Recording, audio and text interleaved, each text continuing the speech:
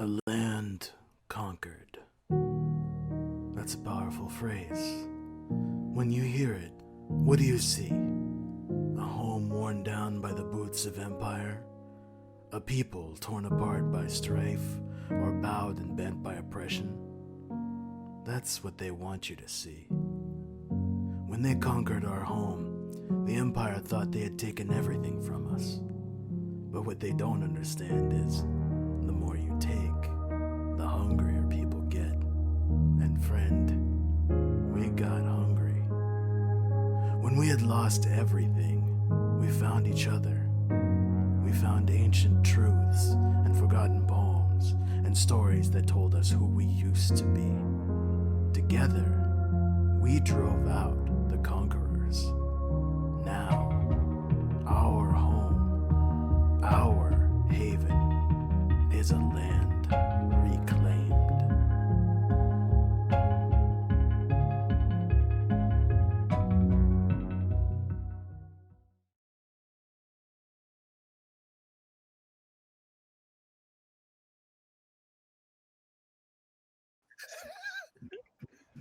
And I'm Kevin. You can follow me at _Knack on Twitter. Or Hang This is the only way on. you can You follow haven't me. won this war yet. Welcome everyone to Wednesday night. It's All Nerds here. A time for a game of Haven, a land reclaimed. I hope everyone's feeling good. I know I am. I feel loved and not at all betrayed by my good friends. I'm JR. I'm playing the Arbiter. If you wish to know more about All Nerds here, we'll tell you more about it at the break and then again at the end of the show. But we have a war to get through. We have a revolution, friendships to repair and or break forever. So that's happening. I'm JR. I play the Arbiters. They're the guardians of history. I use he, him pronouns. The characters I use will announce their pronouns as they come up. Next to me, physically or digitally, is Simon. Physically, I can touch it. Physically, transported across space and time. My name is Simon. Hello, everyone. My pronouns are he, him. I will be playing goodness. I will be playing the Woven, the Newfound Family playbook, and my avatar for this age is going to be Shochi, who was the Factor. This age, she is now the Ambassador. Excellent. Then by all rights, it should be Alex, who's just a name. I think we lost Alex. All right. Well, then it brings us to Rue. I'm the GM for this layout.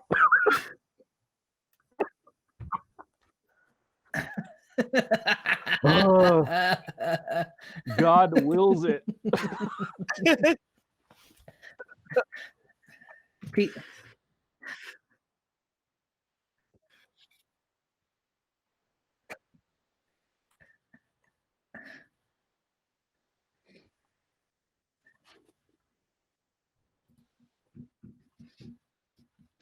And after that, we've got Viditya. Hello, everybody. I'm Viditya. My pronouns are he, him. I am playing the Sages of Cinder, which the in-game playbook is the Church of the Forgotten Lands, and my main character, my zoom-in character for this age is Shura, who uses she/her pronouns. And we also have Kevin. Hey, I am Kevin. I play the Riverfolk, the Riverkin. They are about to win a war, and I'm going to be the GM next week. Regardless of when I come into the show, I am the GM. Well, now Rue has to say everything again, God apparently. damn it. So My pronouns are he, continuing. him, and I play Win, whose pronouns are he, they. There we go. Rue continues her 3-week streak. I'm sorry, I always forget to unmute myself. It's a separate button.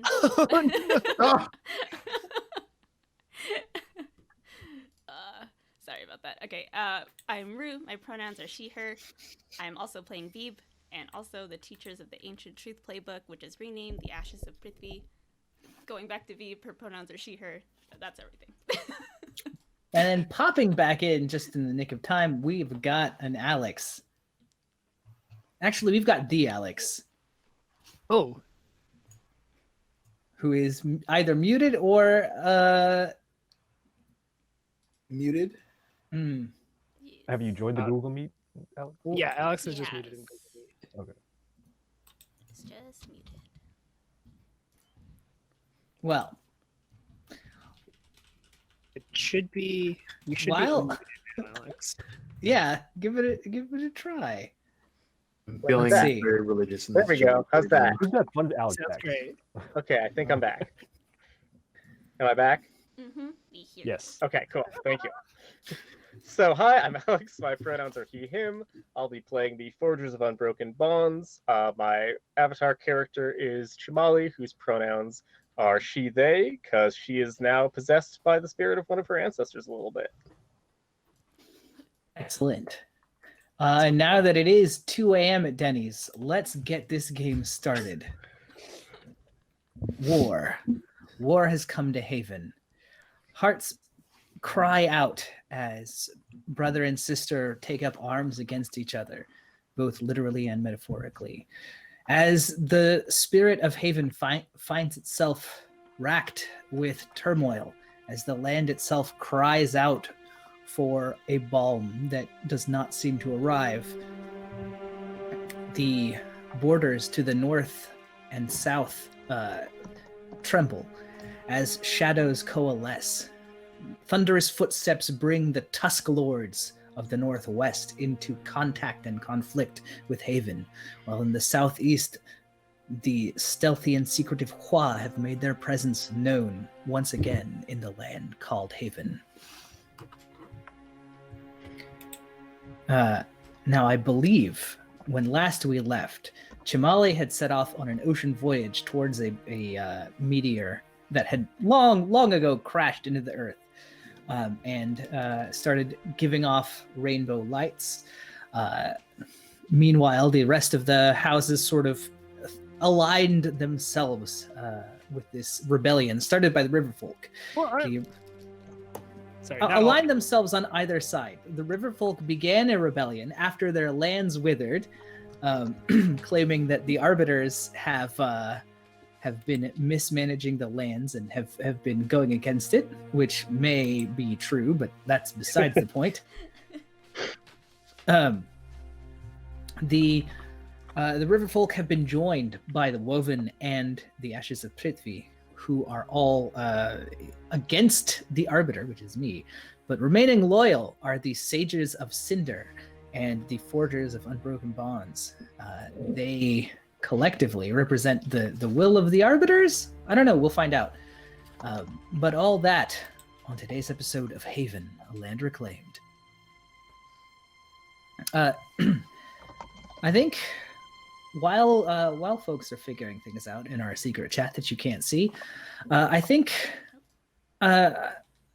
we pick up for a brief moment on the Sages of Cinder. I don't know who would receive this message. It seems like one of the heads of the temple might, but you receive a letter from the monastery. It warns of an invasion and says that there is only so much longer that they can hold out. They fear that by the time this missive reaches you, it will even be too late. They're going to attempt to stand as firm and as fast as they can, but they fear the worst. Oh, no. They humbly request aid. I think also Mithra has received this letter wherever she is. Yeah. I imagine like news of that letter probably spreads because it probably finds its way into a temple like near the coast, right? So like it probably traveled the waters and then it found it's probably in Skyfire City. And it spreads out like wildfire between the temples. Oh, very good. Yeah. So that's one thing you'll need to contend with in this age as well. Meanwhile, let's let's check in with Chamali, who set sail. Yeah, so Chamali has been trying to track down a way to, for once and for all, destroy the horrible marble pillars that were sunk into Haven by the Empire, which have had such a terrible effect on the land, giving it this horrible wounding that we haven't been able to heal. And so she has had visions of this meteor's rainbow light somehow finally solving that problem. And basically, before she set out on this voyage, like very publicly was like talking it up and announcing it and saying, you know, all folk of good heart, come and help me on this mission. It's going to be super important. It'll help everybody. Right. So I'm kind of opening this voyage up to any and all of the other players who want to either bring one of their main characters or create a quick character to go on the trip as well.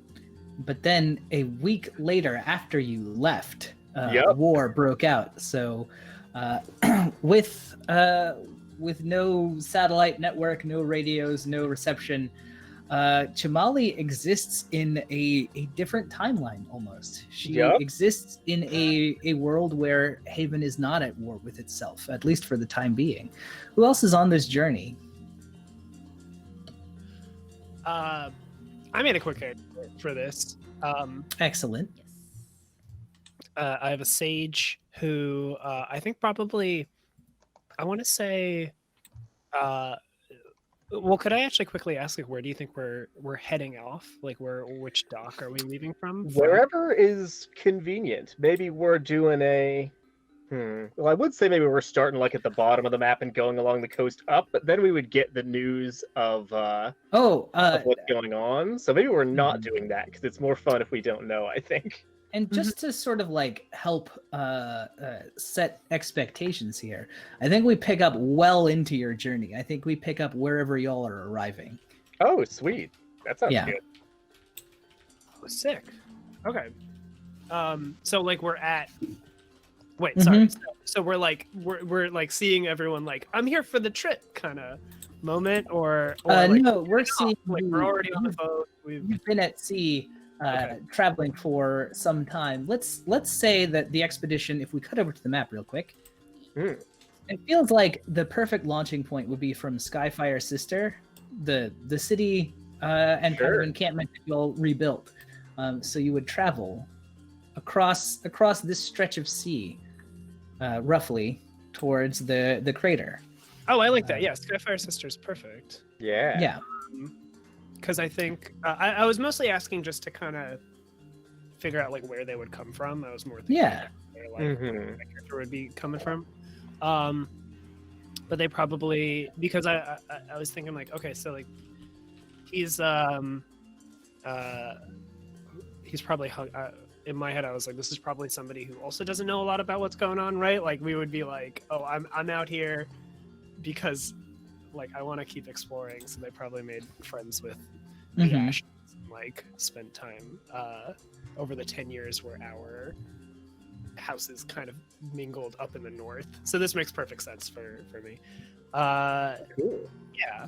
So you see, my character is Ashan, goes by he, they, is a sage, pretty young, a pretty young sage, kind of like lanky body, pulled back hair, tired eyes, and nervous hands. You notice that they don't have a full like ceremonial sword that other people of the Agnakusha would have, because they're pretty new. They haven't reached that level yet, but instead carry around what look like a broken version of that sword, just like more as like a practice. You can kind of see like there seems to be some kind of steps to bringing it up, and they're here going like, oh, this is what I wanted. Like, hell yeah, let's go and fucking figure out this weird shit in the water. Amazing. And I think it is at night, as we zoom in. There have been reports of rainbow shimmering lights that can kind of be seen, but tonight the sea is dark. as the sun disappears beyond the horizon. It is still as well. What little wind has carried you over the last few days seems to have died away, and it is beginning to hit that cold, quiet moment when you see the first glimmer of light welling up beneath the water. If you've ever seen bioluminescent fish, it's kind of like that glow. It's like a glow that kind of emanates upward but has no visible source. And it's there for a moment, blue, then red, then indigo, then violet, then green. It's not in the rainbow order, but it's all there. And you have a moment of seeing that. It is not that far off, but I think Chimali also would be the first to notice the vessel on the horizon. Yeah. Because she doesn't know about the fact that the Hua Navy has also occupied a bunch of the area, right? No, most of actually no one in Haven knows that, with the exception of some people in the Sages that have that will have received this message at some point. That's so good. Wait, the Riverfolk wouldn't know? No, the Riverfolk, they've all been captured or killed over there. Rough. Ooh. Wait, was They're that, about so to find out, I'll tell you that. Did we? Did we have other core characters on the ship? Or I forgot. No, but Wynn's there. Yeah. Okay. Tell us about what Wynn looks like now. Wynn is down under in the deck in the galley, making some fucking soup. Probably like if this was our TV show, we'd get like a chop of meat with a cleaver, and then we're like with close in on like a knife or something, and then it zooms out to show it's a cleaver, and like the audience knows it's Wynn. Like everybody going around, like all the crew treat him like shit. Nobody knows who the fuck Wynn is, and Wynn doesn't seem to care. Wynn doesn't seem to mind. I imagine it like because you said like Wynn's got like a hat on. You're like Wynn's Yeah. always got the fucking race hat. It's like the camera kind of peeks at it, and you're like, wait, I recognize who that is. Yeah, we see like the Wynn will grin, and we see like the black teeth from the beetle nut Pipe. Amazing. and a little pipe, and like Wynn just like smiles and like hands over a bowl of beef stew, and yeah, I think that's it. That's what Wynn is up to on this ship. That's really good. So obviously, I don't know who you are, both because mechanically you have the ability to not have anyone know who you are until it's dramatically important, and also Right. because we've only met for like 15 seconds, and then you just walked into a portal, and I was like, "Who was that? What's going on?" I got summoned, and then I threw out that we're going to do a colonization, and then I walked through a portal. 11-year-old. Anyway, later. I did not 11-year-old. I told the 11-year-old that they could hit me. Let's be clear about this. Debate me. You invited an 11-year-old to threaten you. Is I Big difference. think how that goes. Exactly. That is true. I'm taking the jungle. Change my mind. Mm-hmm. So as far as Chimali goes, she is up on the bridge of the ship, and we can see that, or whatever they have. It doesn't have a bridge. She's up on the top of the ship. She's not in the galley, and she is fairly older. She was like 19, so now she's about 29. We can see that she has a bit more wisdom to her look now, and I think she's wearing still like fairly fancy, opulent clothes, but we can see that they're a little more worn by hard travel and living out in the wild and stuff. She's wearing her clear thought crown still, which is one of the wonders of the forgers that helps you be meditative and chill. That's like a braid of like silver chains woven into her hair with like jewels that hang down over the eyes. I think she's got them down now. Yeah, so she has like sort of diamond like amber shapes that are hanging down translucently in front of her eyes that she's looking through. Perfect. And that reminds me, don't forget to do your gear moves, everyone. Yeah, I did we don't- prepare and provision there? I think so. I don't necessarily know that if you want to tap a surplus to give yourself some extra stuff, you can tap a relevant surplus that is near. I don't even know if it needs to be near there, but you can tap a relevant surplus to gain a new piece of gear with one tag to add a tag of. Add a tag to a piece of gear for this mission, or get as many copies of weapon, outfit, or transport as needed to outfit the whole party. In addition, you can use your character playbook's gear move. Nice. I'll have to check what mine is because it's new. Right. I have practical fucking gear. That makes sense. So for the lore master, you can tag a surplus to learn a ritual from your house's traditions. Interesting. But I think I already know all the rituals in my Yes, house. you taught everyone else the ritual of your house's tradition. You're like, here, So fuse with these spirits. Have fun. all you got to do is just learn some more, and then your next character that is a lore master will have more use for that move. Yeah. And Shimali's up What on the do you- deck, right? Yes. Yeah. She's peering out. I don't imagine we have like spy glasses, right? We're not in that tech level. Hang on. We have crab necks. We can have dinosaurs, we can have crab necks, but It's a different telescopes, tech tree. that's a bridge too far. You can I have just thought it should a be spy something glass. cooler than a spy glass.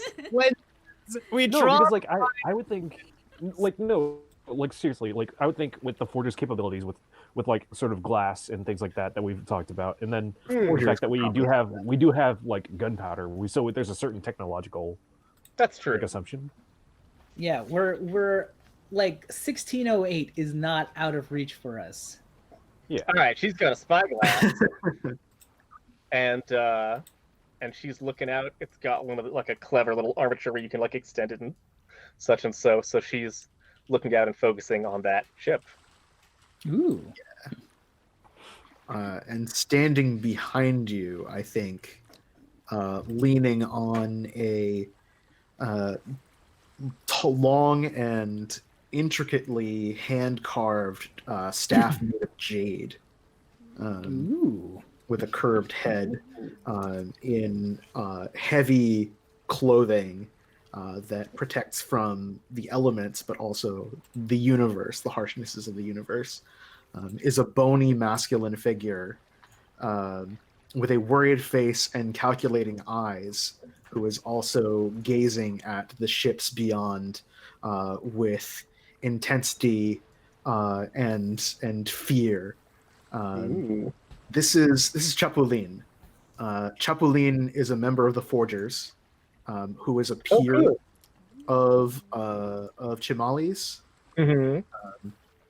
and I think it's because the role that I've chosen for him is the outsider. You have strange abilities. Pick a stat. You can take 1 harm to roll it with advantage. When you do, describe how side effects twist the area or your body. Wow. So Very cool. Chapulin is one of those failed people who went to go take the trial of the Forge Awesome. and Fuck didn't yeah. make it, and was spared from passing.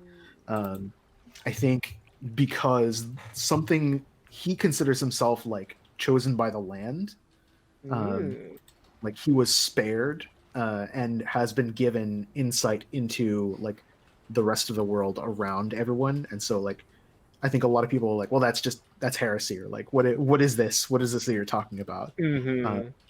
But he has visions and unusual magical abilities that even people like with spirits can't always recreate. Very cool. Yeah, and I think it tracks that even though he would be outcast to a certain extent among a lot of people, Shimali is, if anything, like overly nice and accepting. So Right. you're I like, think like oh, he this is was like an fine. advisor at some point, or like had some kind of scholarly position. Mhm. I'm gonna take this trial, and then Whoops. got wrecked. Didn't work out. That's how it goes. Yeah, it's like, well, I imagine that's how Chimali was like. Sometimes it just doesn't work, Yeah. right? Like, is it mad? Is it mean about it, or is it like, Yeah. any kind of way? I like that. I love it. Shimali's such a So what's cinnamon. the ship look like through my spyglass? Is Trimali familiar with the design of a Hua ship?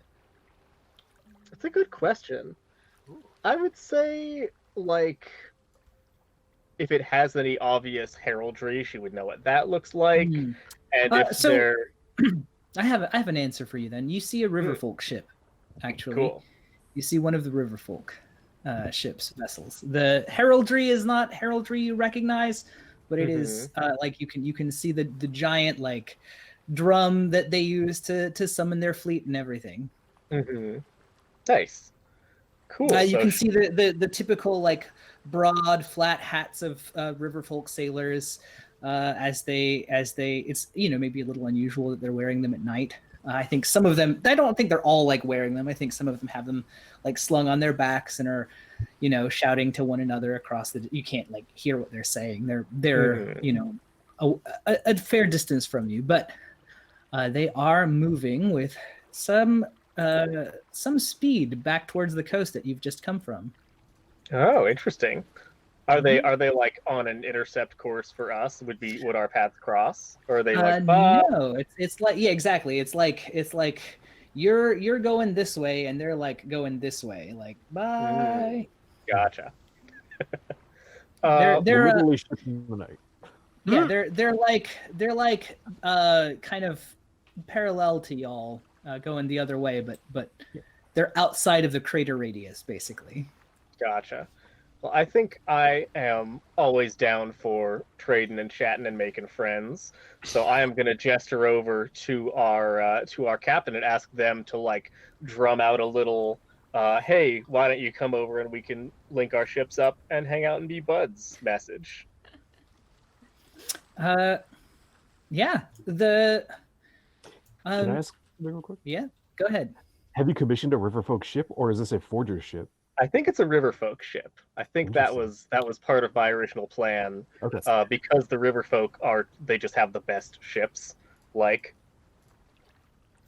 You're going so I on think she, with the amount of trade and wealth that the forgers have going, she was like, cool, I'm just going to commission a good ship because this is like a really important research expedition.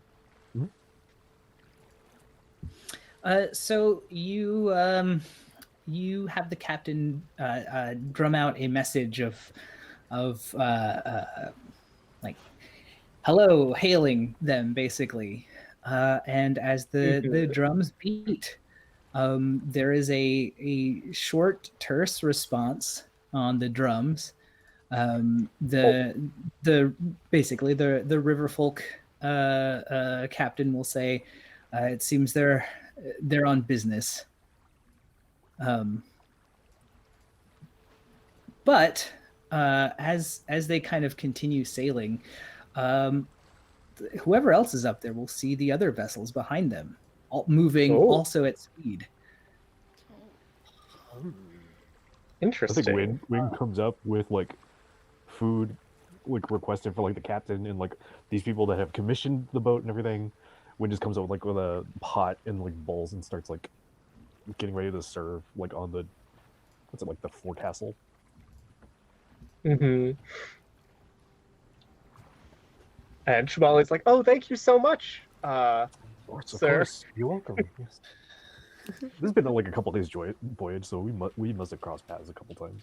Yeah, but I still have I assume you've been like Jimboing it and aren't telling me your name or anything. Oh, and I yeah, tried like, to being politely- friendly, but like not like listening more than speaking. Yeah. Oh, I call you head chef like in Hades. Head chef. Oh, so good to have your delicious stew again. I think Ashan's gonna be like, oh, I'm sorry, I don't want to be a burden or anything, but I have a vegetarian soup. Oh yes. I of course have that prepared. Let me. I will be right back. Just pardon me.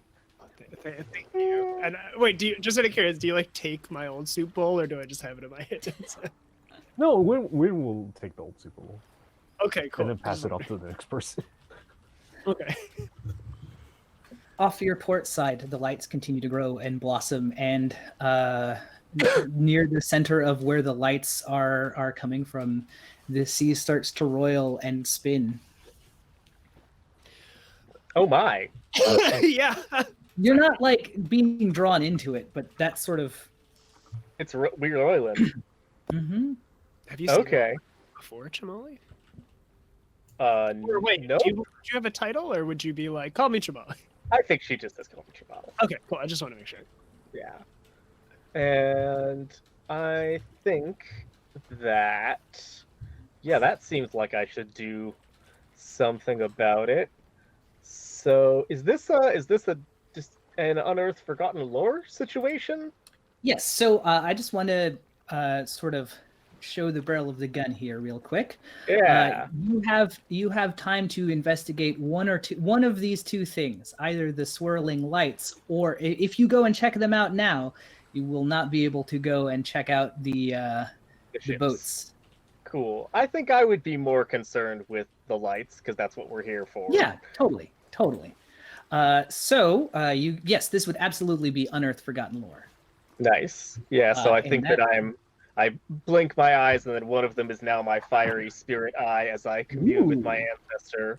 And what do I do to get To a read unearth. on that? Yes. So, will you tell me what you're doing to study this place, and I will tell you that to unearth forgotten lore, you roll plus lore, and on a 7 and 9 you get to ask 1, and on a 10 plus you get to ask 2 of these questions: whose ancestors are most tied to it?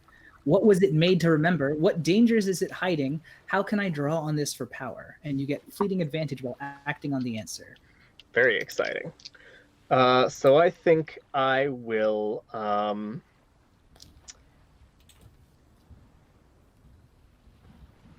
Yeah, we haven't made. Have we made much of this move yet? I'm not sure like what it should look like diegetically. I think it's mostly going to be like looking at it real hard, and then we can see like her regular human eye like rolls up into her head, so we just see the whites of it. Ooh, Fuck. I didn't think that was going to be that gross. That's regular. Cool, I like that.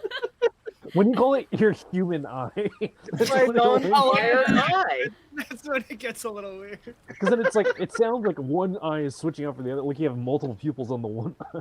Oh, okay. Oh. No. Just do you Just looking not at have another. multiple pupils? Yeah. for once, no.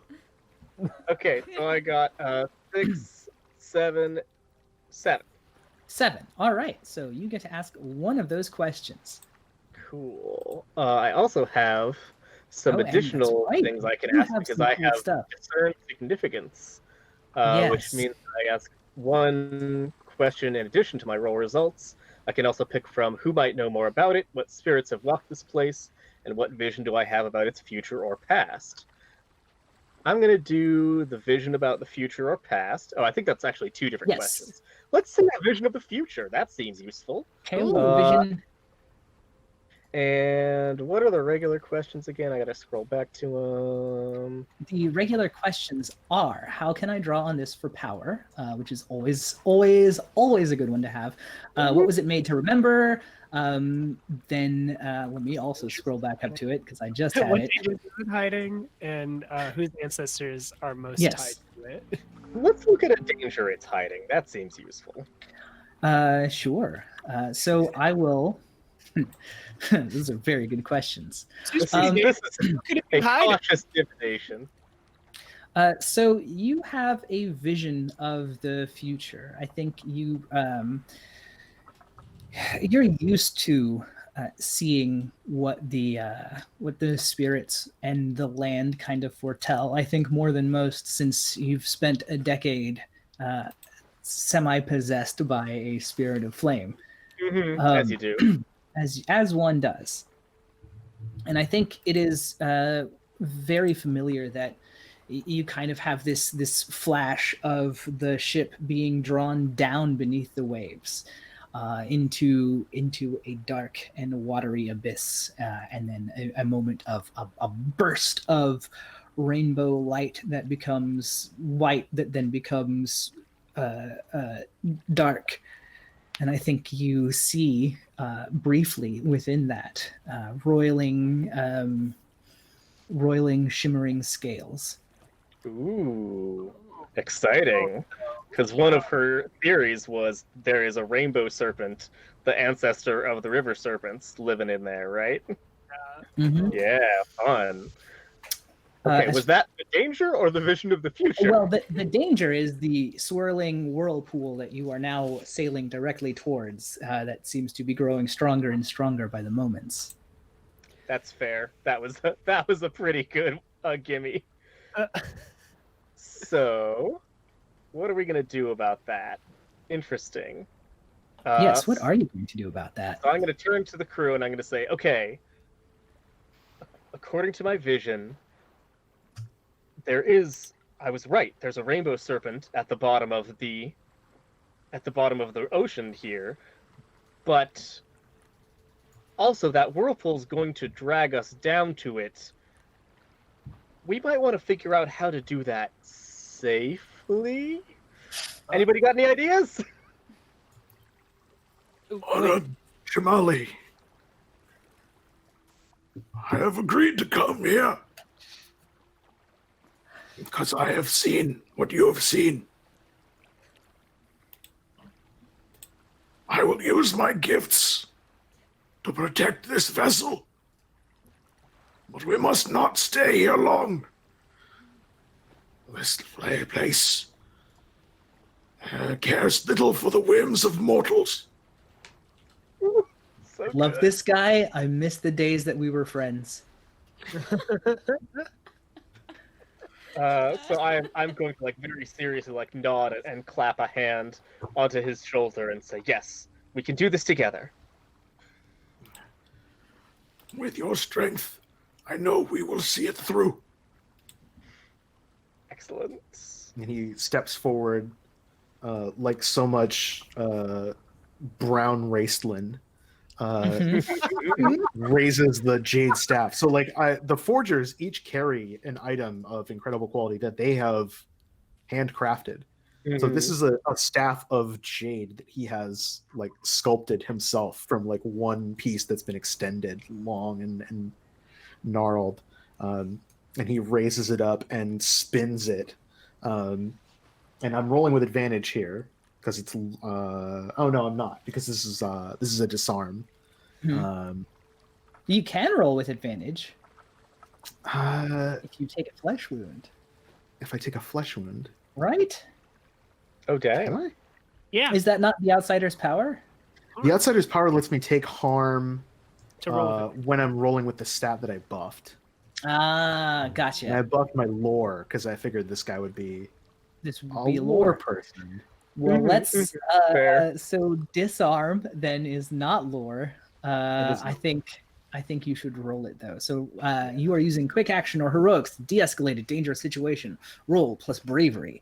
On a 7 to 9, you've bought some time, but choose an option from below. On a 10 plus, you did it. Good job. Yeah. So my bravery is a big ol' 0, We can lend aid, Yeah. correct? As characters? People- That's the character move. but I have an 8 on the dice, Oh, nice. so lots of time. Ooh, excellent.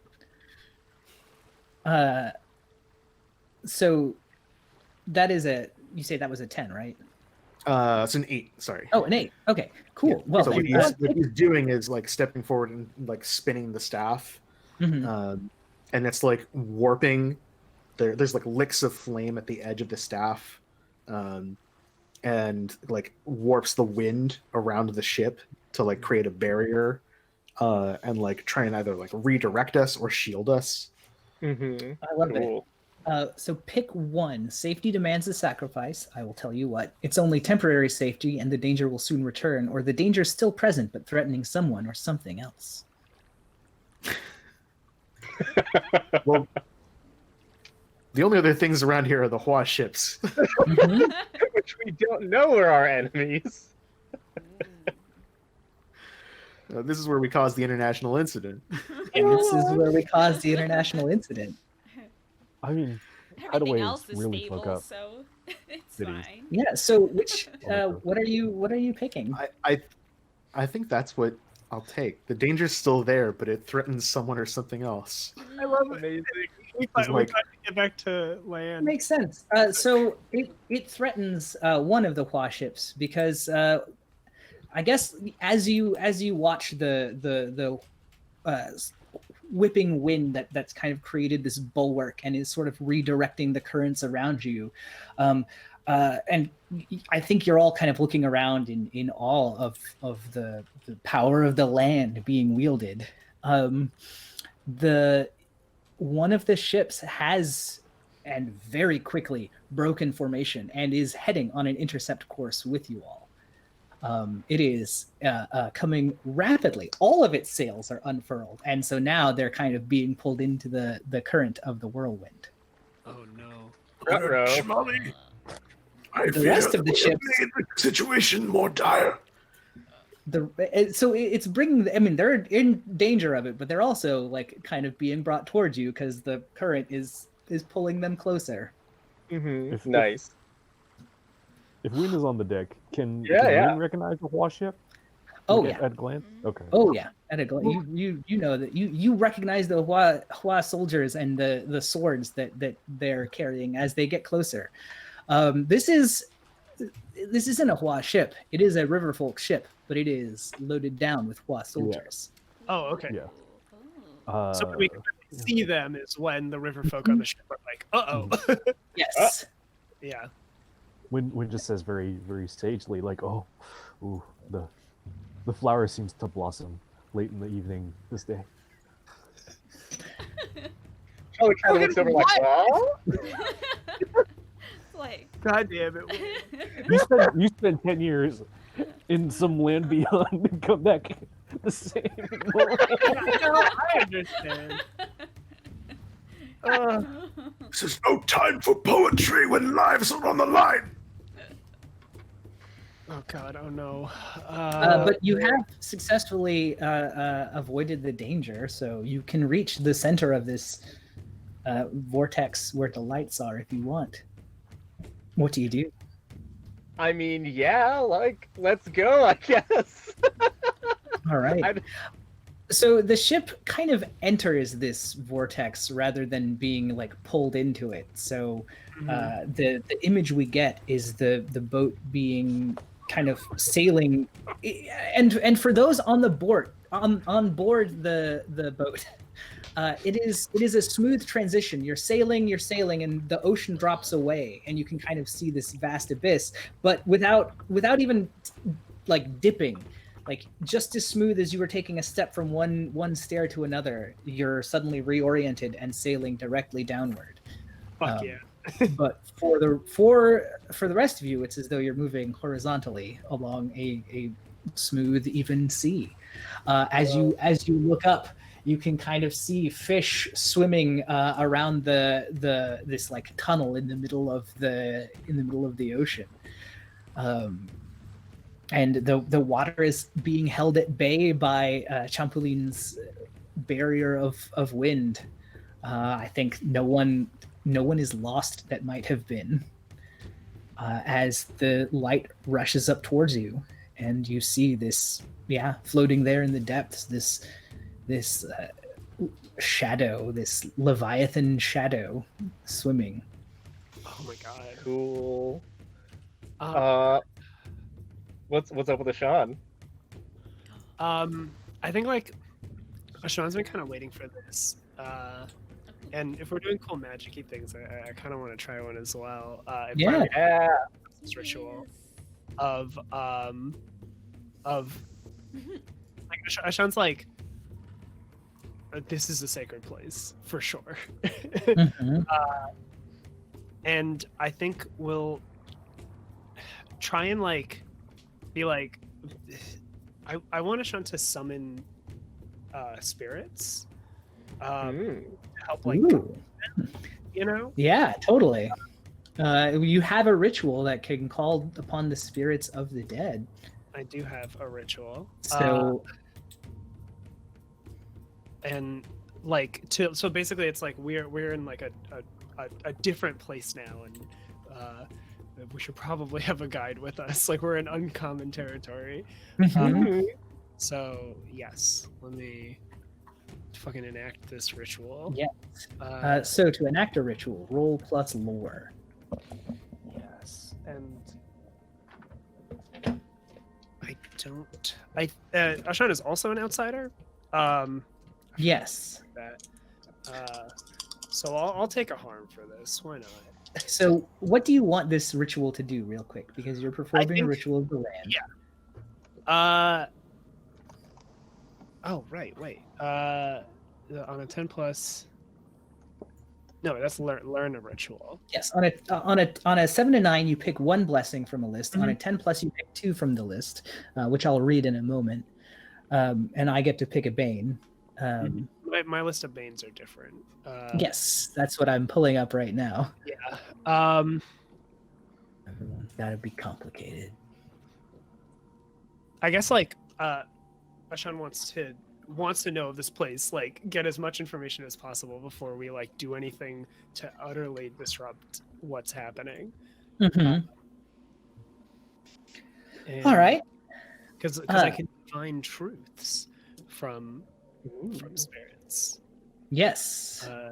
You can divine truths from bodies of the dead and summon spirits. And summon spirit. Okay, yeah. So I'm just summoning a spirit now. All right.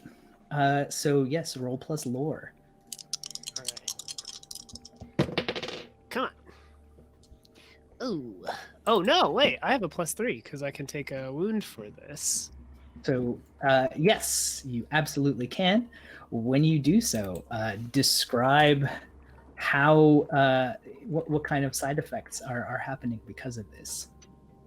I think I'll keep playing the fan service. I'll just say that like scales start to kind of crackle up, and they like they cause them to bleed. Like they kind of like burst through the skin. So that's probably where like the flesh wounds come in. Okay. Yes, they're rainbow colored scales. They have they're not like they have that like the way that fish have a rainbow sheen to them. It's that kind of a scale. Oh, I love that. All right. So what did you roll? I got a 7. That's why I needed I needed that +3. Nice. Yeah. Well, what blessing do you pick? Yeah, that's what I wanted.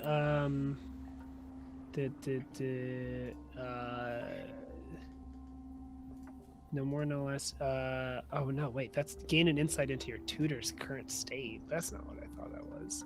Now your tutor for this is this, the land. Well, ordinarily it would be the land itself, but it would be like your house, sorcerer, shadows and flames. I guess the blessing I would want is can I get fleeting advantage?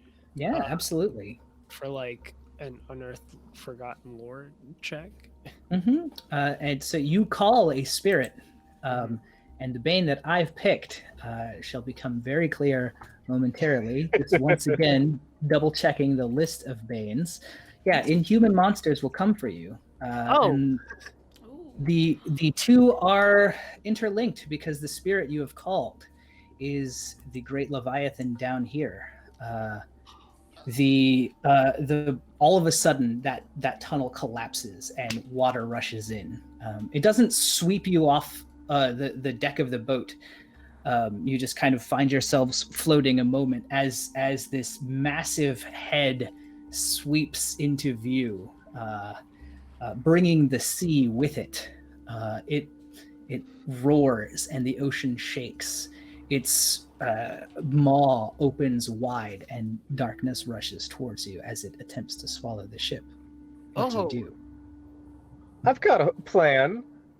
So last time we almost got murdered by horrible, deadly elementals. I played my pan flute and it worked out great. I'm gonna go for that one again. Okay. I feel like I should point out. Yeah. The sea has rushed in. True. Typically, pan pipes are a woodwind instrument.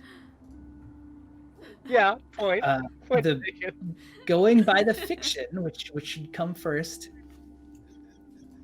It's too wet. It's Wet too flute. wet. Can we communicate with each I'll other? do that. I'm think- assuming not. If this I is think- natural water. Chapulin knows that, Mhm. and Chapulin tries to like redirect some of the wind that he's conjuring like into a bubble Oh, Ooh. sick. around like that. Chimali.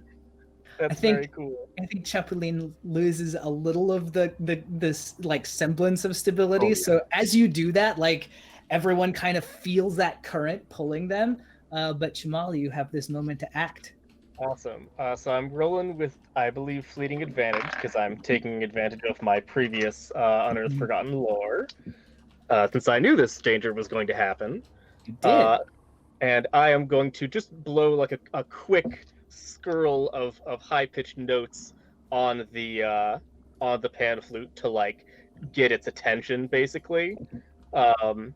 And then I will hold up my my Spirit Home hammer, which glows with I think like sort of a very like peaceful blue flame. And I'm going to say, "Oh, great rainbow serpent, please, we need your aid. This is the time when our land has been wounded, and we need to wake you from your slumber in order to help heal it. There is a horrible evil that only you can destroy, a poison that seeps into our land. Please aid us." Make that advantage roll. All right. My cunning +2. All right. We got a 12. You got a 12. Ooh, Yeah. excellent. Roll a 6 and a Damn. 4 plus a 2. Very nice.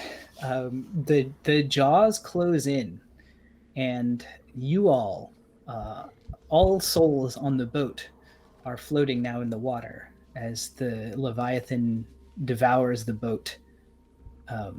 You watch the prow like disappear beneath the jaws and into the depths of this creature's gullet. And you, even looking at it, you can't see all the way back behind it, but you can kind of see its bulk floating in the depths as four massive, larger even than ships themselves, fins sort of jut out on either side of it. Hmm. The audience will recognize this as a massive magical plesiosaur. I was just thinking. I was like, oh, Dang. Oh my god. That's so cool. yes. So I'm still holding aloft my little hammer as I'm like treading water with the other hand, glowing like a tiny star in the dark. And I think the water kind of shifts, and instead of being swept in the current, you're all kind of floating motionless as the water almost moves through you.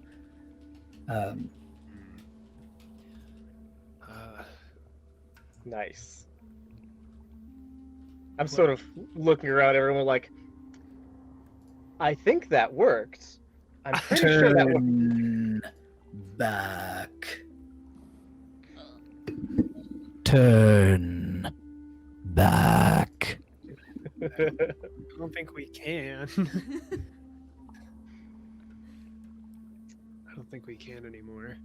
No, we definitely can't. But So I'll say, I am sorry, Great One. We have no wish to disturb you, but our need is too dire. We cannot accept that condition. That sounds like some kind of find common ground. That's true. That could be. So just so I know what happened mechanically earlier, what was the result of my first find common ground? The result of your first find common ground is it will do what you want, but it's adding the extra. It wants you to do this thing for it immediately. Hold on, let me go back to the move so that I can, because I was looking at monsters right now. Sure. Yes. So from your first common ground, it will do it, but it wants you to reduce the threat you pose to them. By not being on a ship anymore. Mm-hmm. Cool. That's very fair. So I think. Sorry, what was the most recent thing that it said? Turn back. Mhm. Okay, cool. And I was like, not gonna work for me. All right. Yep. I assume fleeting advantage only lasts for one roll. Would I Yeah. be able to gift my fleeting advantage to Chimali? Well, you can always call for aid. Yeah, I can call for 8 if my roll doesn't work You'd out. have your fleeting advantage could come into handy. Oh, In yeah, handy there. All right, all right. sweet.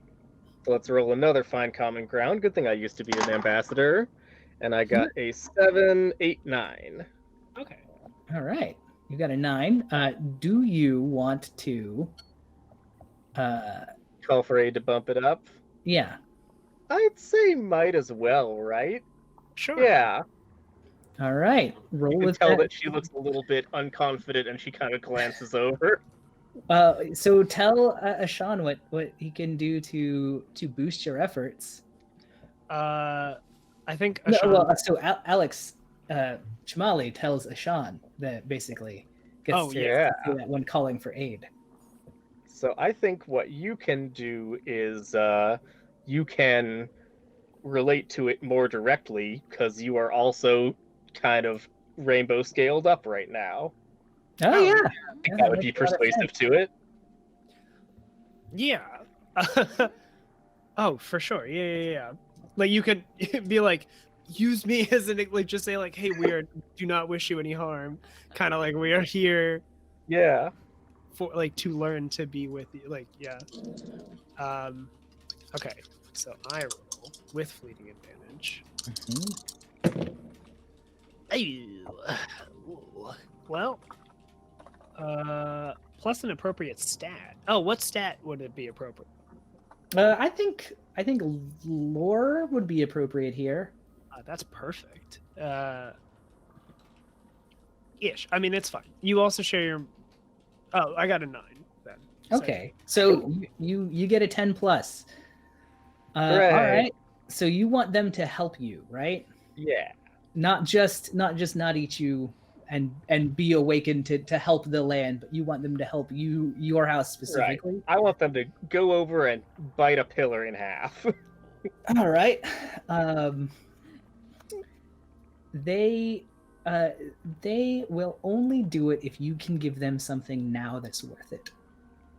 Cool. What do they like? Do That's we a get good a hint? I feel like they probably had some like generic like here's some nice jewels and things that it has just eaten on the boat.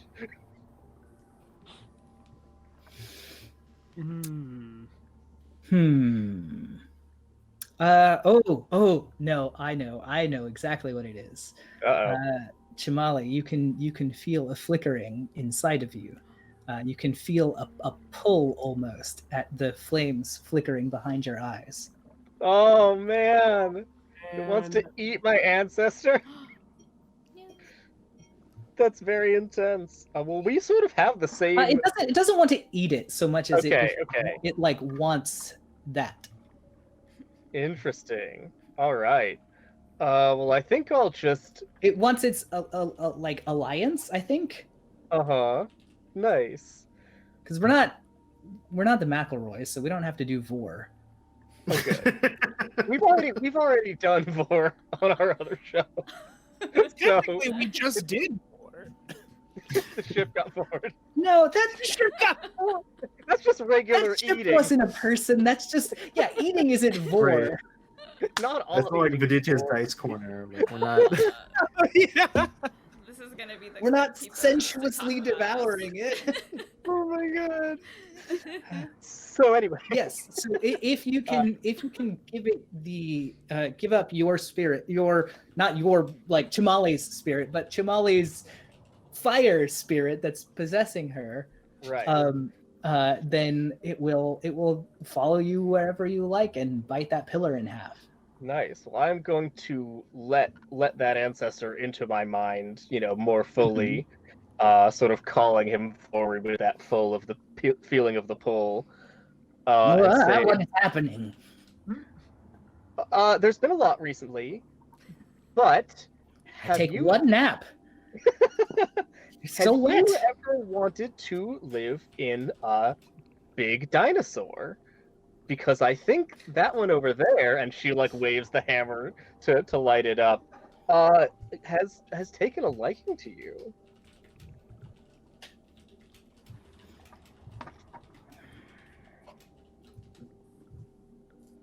I haven't wanted to, but I.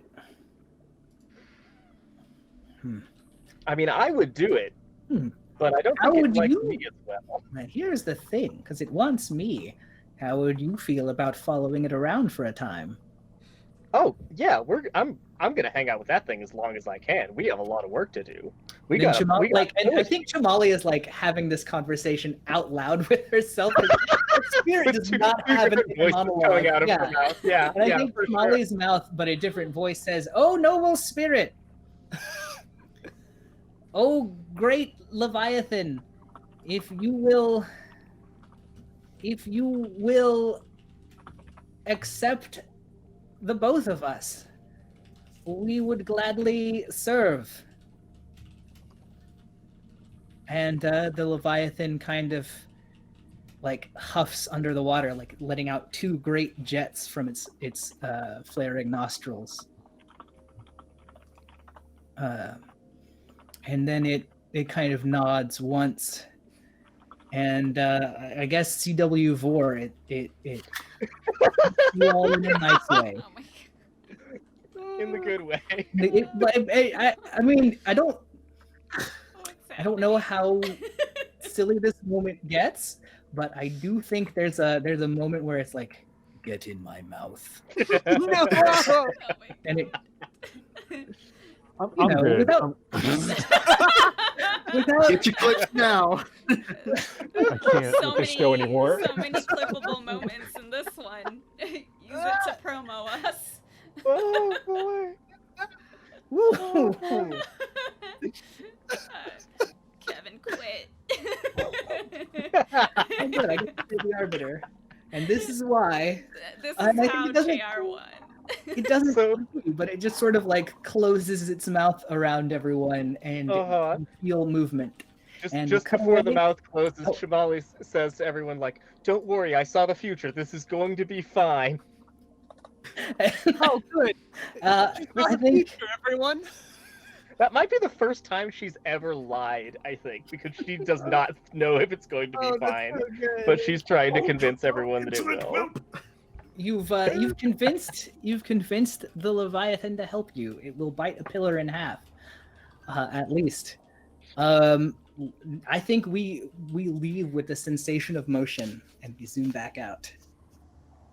Oh Oh my god. what a good scene. Wait, okay, so the scene ends with Chamali entering the Great No, Leviathan. everybody. Everyone got Oh, I swallowed. thought it was just Chamali. Well, my bad. No, Okay. everyone We got doing it like now, baby. yeah, Yeah, you're in it.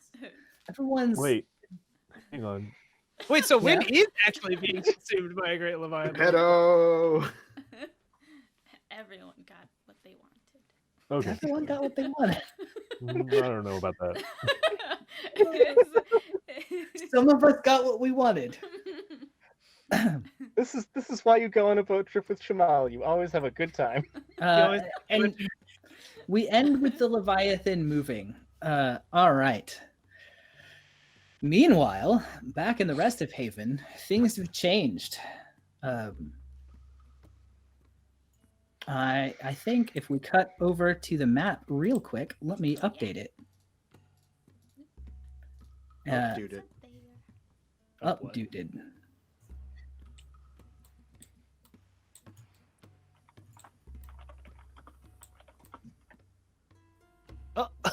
Oh. Soul Skull? Oh, because the Hua is there. The Hua have landed in Haven. Hang on. I gotta Again? fucking look at this. I gotta tap on it. Uh-oh. He said, Oh, great. Yeah, their fleet has touched no. down. so close to the ashes. If only someone had stopped this. Who could have seen this coming? Who could have? What do you mean? What do you mean?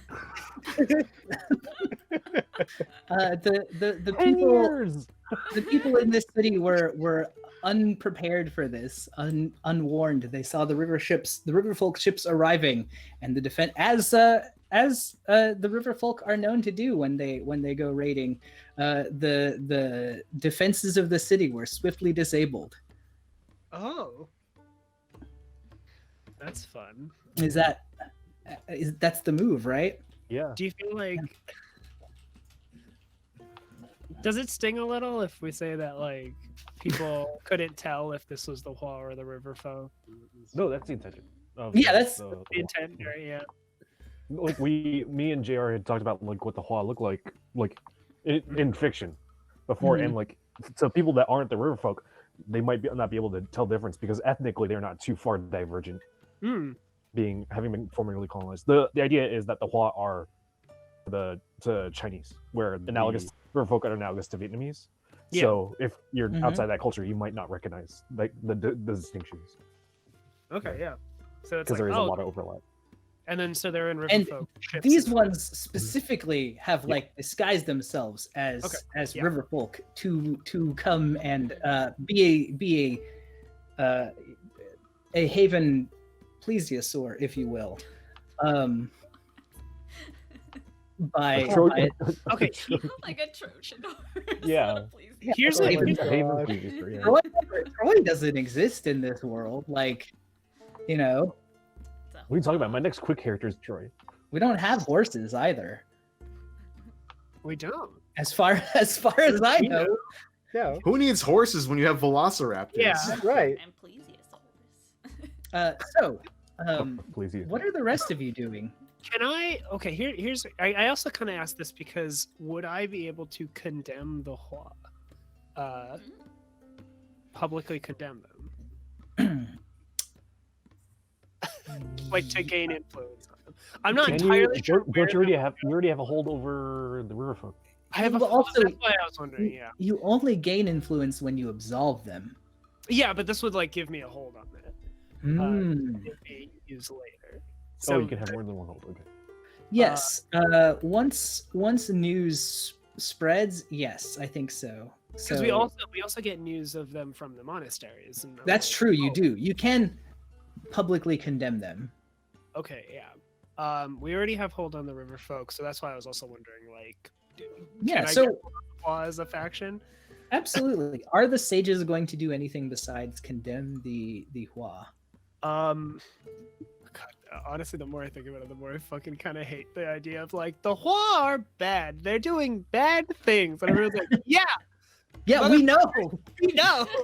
Good The whole job. rebellion is like, yeah, you think?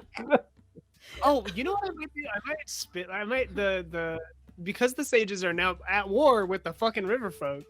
I yeah. think they're gonna more spin it to be like the River Folk have let this Hua take our people in the monasteries and are now working with them, allowing them to disguise themselves. I know, I'm sorry, I feel bad about this as a person, but I think politically this is what they would do. The Hua. Kevin just shooting daggers. Holy shit! And now the Hua have landed in Haven proper and have and will ravage the world, and will take our coast. And I think that's condemning the Hua, but also I think like in the context of our greater war. And I think I'm gonna bump turmoil up to 4 real quick, just to damn. say it out loud. Mm-hmm. So you're on the verge of getting another point. Good time. I don't want this one. I don't want to play anymore. Now, Kevin, on a meta level, I can absolve the River Folk if we see. What do you mean? You just condemned us down again. See, now there's an out where it's like, no, don't you see? Like we've also been like we've been invaded, and No, this we're isn't gonna take that back. It's fine. The River Folk didn't fuck up. The River Folk didn't drop the ball like we said last week. no, it would be the River Folk dropped the ball and they've paid for their sins, so we should probably help them. I absolve them. The fucking Satan. The Changers of the Coin are going to be real happy about that, aren't they? Huh? They're gonna be happy about all kinds of things, depending. But yeah, what are the rest of the houses up to? The sages have received a letter requesting help, though it may be too late. They also have recently lost one of their settlements, as those who approach find it surrounded by patrols of mammoths and see like hastily built palisades and barricades around around it. I've got a plan, which is to use my status as confirmed teacher's pet to ask the Arbiter for aid Oh. by requesting assistance from them and getting some of that good magnanimous support. Ooh, all right. Let's check in with the other folks first, but I will pull that up as well. Okay.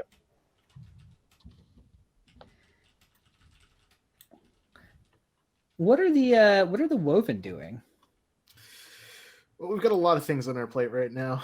A lot of things on the plate.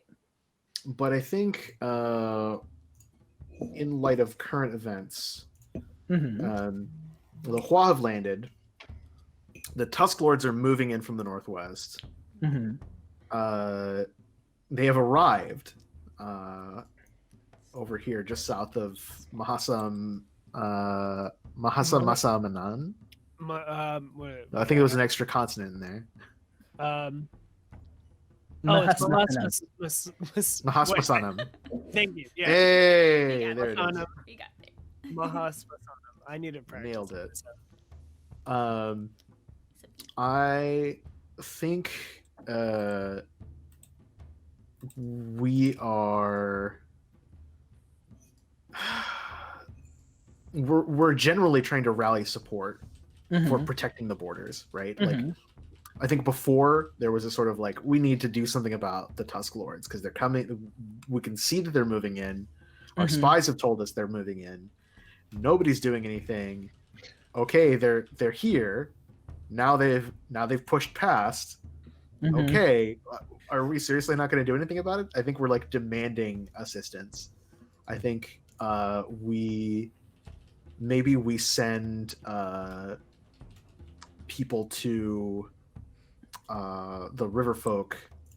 And we're like, listen, we know we know you've got this rebellion going on, and we're sending troops. You're sending troops, but we need you to reallocate them up here because Mahasmasanam just like collapsed overnight. And if we don't do anything about it, we're all going to get steamrolled. No question. Just to be well, I guess maybe you might have heard that Mahasmasanam collapsed, but I think Shochi's spy network is good enough to know that they didn't. The town was turned from within. There were envoys from the Tusk Lords sort of approaching Bangarum diplomatically. And then, like won hearts and minds. Yeah, people aren't sure what happened there, but then it became a Tusk Lord outpost. Dang. So Mahasmasanam might be quickly under siege now that there's like a forward outpost there to provide a besieging army with food and supplies, but it hasn't collapsed. Like it's not like that whole border has been overrun and now that's where they are. That just implies that their leaders are corrupt and they need to be all beheaded. In which case, I think like maybe we keep that on the back burner. But I think what we do call the Riverfolk for aid with is assistance attacking the Changers of Coin fleet. Yeah. So we knew that the Changers of Coin had their headquarters at the intersection of Great Rivers, and we're sending it down towards Covenant, past the Imperial Temple that the Ashes had kind of reclaimed.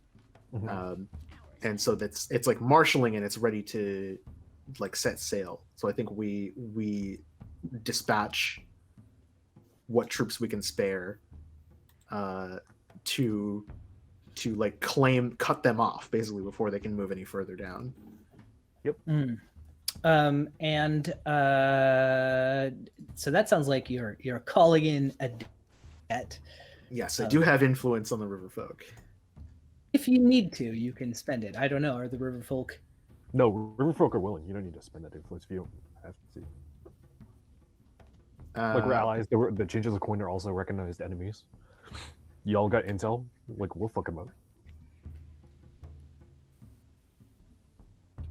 All right, so I think I'm still spending the influence. Yeah, to that get makes them to back sense. me up. That makes sense. Yeah, you should. Yeah. All right. So you do that, and that sounds like it could be claimed by force, but it could also be a pitched battle, which might be more appropriate here because that's like a fight. Like you're attacking them. Yeah, we're just we're not even trying to stop them from. Yeah. Like we're not claiming the river. We're just like let's attack the fleet. Screw All it. right. So we'll can we ask what resources do the changes of coin have? yes. Maybe We do might need wanna to read the claim- wind to find that out. You might need to read the wind to find that out. Oh yeah, because they're not like a player faction. Okay, so yeah, Mhm. it'd probably be a Yeah, fleet so I think Shochi then sends Quetzals to infiltrate or like scout the edge. All right.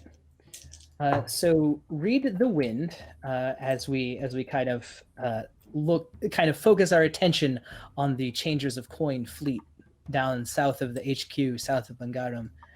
Okay.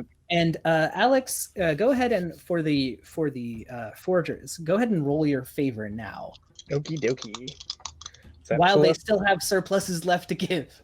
yeah. It's at +3. I got a 6, 7, 8, 9. Sweet. Make a note of what surplus you want to ask for, and we'll get to the results of that in a minute. I'm How'd gonna the ask this guy. how'd the read the wind go? So we have an 8 on the dice. Excellent. So you have an 8 on the dice, and does that stay? That an 8? includes my reach. Yeah. Okay. Cool. And so I'm going to ask, what are the movements of the changes of coin? Yes. What are the movements of them? Their movements are moving supplies to the front line there, to their fleet. They have collected at the fleet. They have collected a surplus of recruits.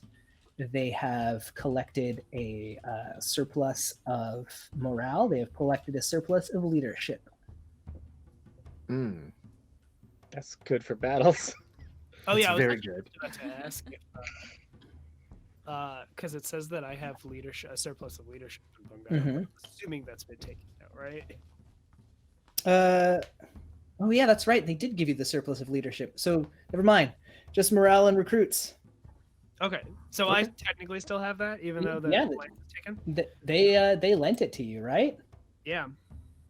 Yeah, I think so, right? Like, Well, it was given to. No, I thought it was given to us by the arbiters because we were asked to. oh, okay, yes, that's from the arbiters. The changers Yeah. of coin aren't the arbiters yet, so no, that's their own personal surplus. Of Right. Okay. those 3 things are there, and you also know that they have one other.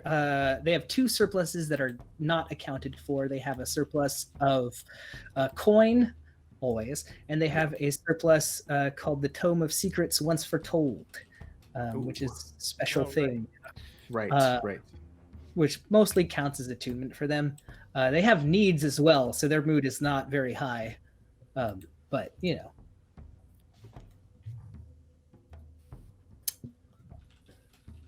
That's what they've done. What are you asking for, Alex, from the arbiters? I am asking for recruits because more people is useful for everything, but especially defending ourselves if we get attacked, and we're one of the factions on your side. Mhm. And so when you request favor on a 7 to 9, it's a mixed bag. So they are willing to lend you surplus recruits, but they expect that you will deliver to them the Riverfolk's crab mech before you call on their aid again. That's fair. It's a good string. I can't just do that over and over and over and over.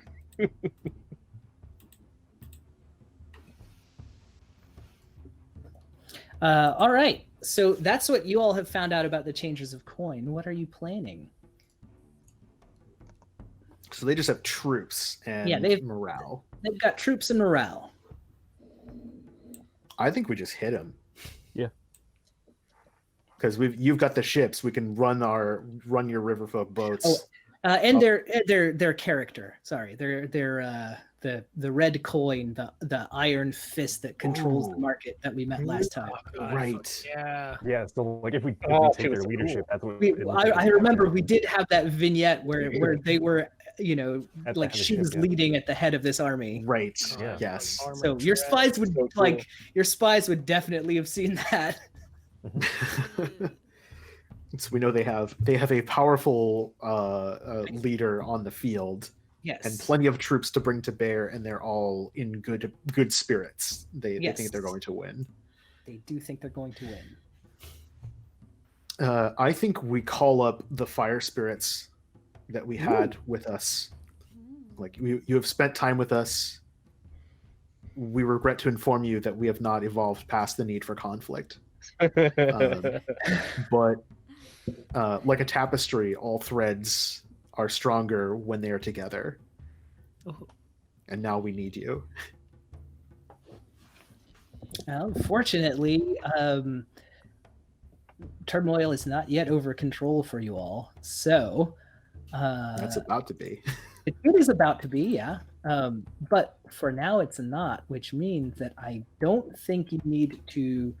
I think it's just based on your mood that you decide whether or not you have to pick something from logistics. Oh yeah, for logistics. And Riverfolk, if you're backing them up, if there's any surpluses you want to move, make a note. Well, we don't have to do logistics. Yes, but make a note anyway. Yeah, we're gonna tap both ships and recruits, I believe. Okay. So I've got one choice that I have to make.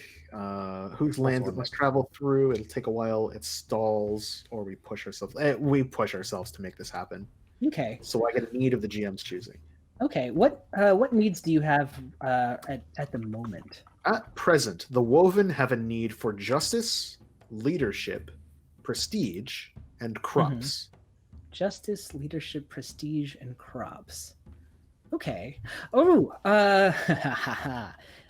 you gain a need of raw materials. Oh, that's one of your surpluses. Never mind. I won't take that away from you. I think you gain then the need for. You gain the need for morale. You push yourselves to get there, and I think the mood is kind of the first thing to go. I think that the people you've called up are people who've been trained under Tispal, but one of the soldiers is a novelist who was working in Covenant. She wanted to tell the tales of action and drama and romance of the distant past and did not wish to be swept up in the tragedy of the future. I think merchants who have never held a blade before are now finding themselves swept up into this fight. Oh, jeez. Yeah. Okay. It's kind of that somber moment as the recruiters go through Covenant, and they have the lists of names of people to be called to, as they make the call to action. Some people want to, some people are eager to fight for what they believe is their freedom, but they know what they're going up against.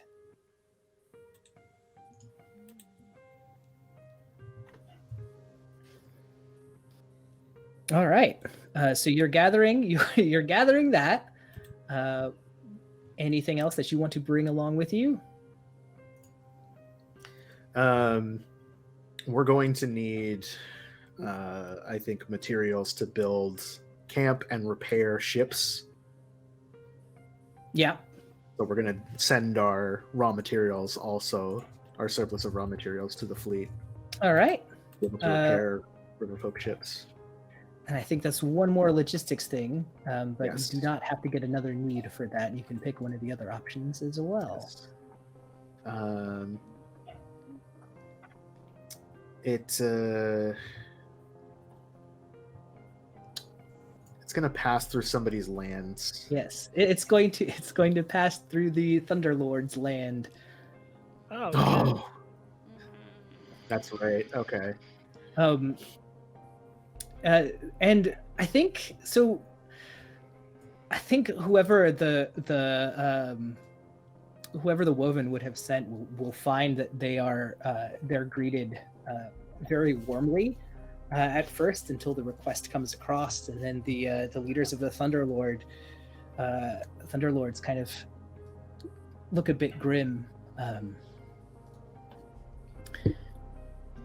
You wish us to allow you to carry out the fight. We can do so. We can allow you to pass through our lands, but you must You must vow not to bring that fight here. And the group of, I think they're some bone wardens who are more politically adroit. Mhm. So they're wearing the spirit bane masks along with like the bones of the ancestors on their like armor and chest plates.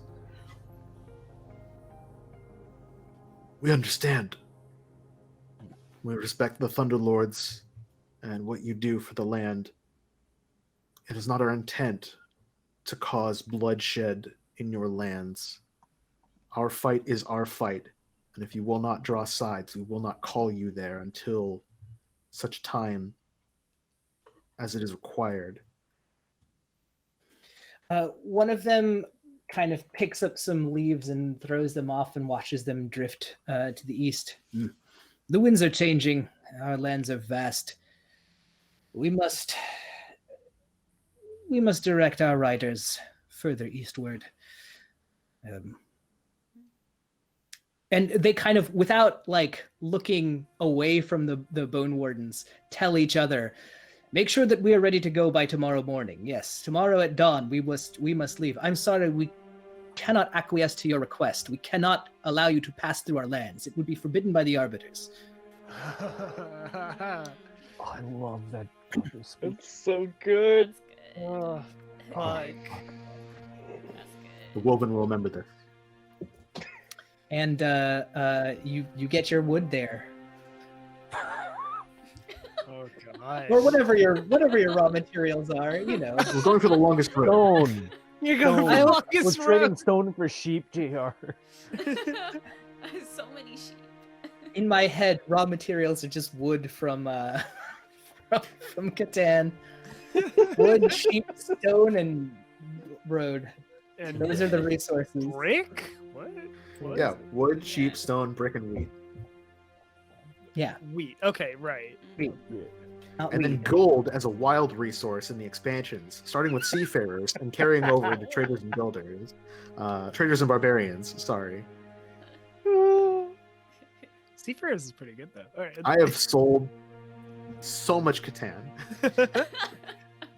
3 to 4 can I've play had at to that explain to game. people so many times what the differences between the expansions. Oh my god. 5 or 6 can play at that game if you have the expansion. Yeah. If only we had seafarers. Thank you for Uh, joining my podcast, Raspy Voice Yeah, Board what if I Game want to play Reviews. So, Two. all right, you guys gather for a pitched battle. We'll do that in a minute. I want to check in with Yeah. the rest of the houses because that'll take us Oh, up yeah. to the break.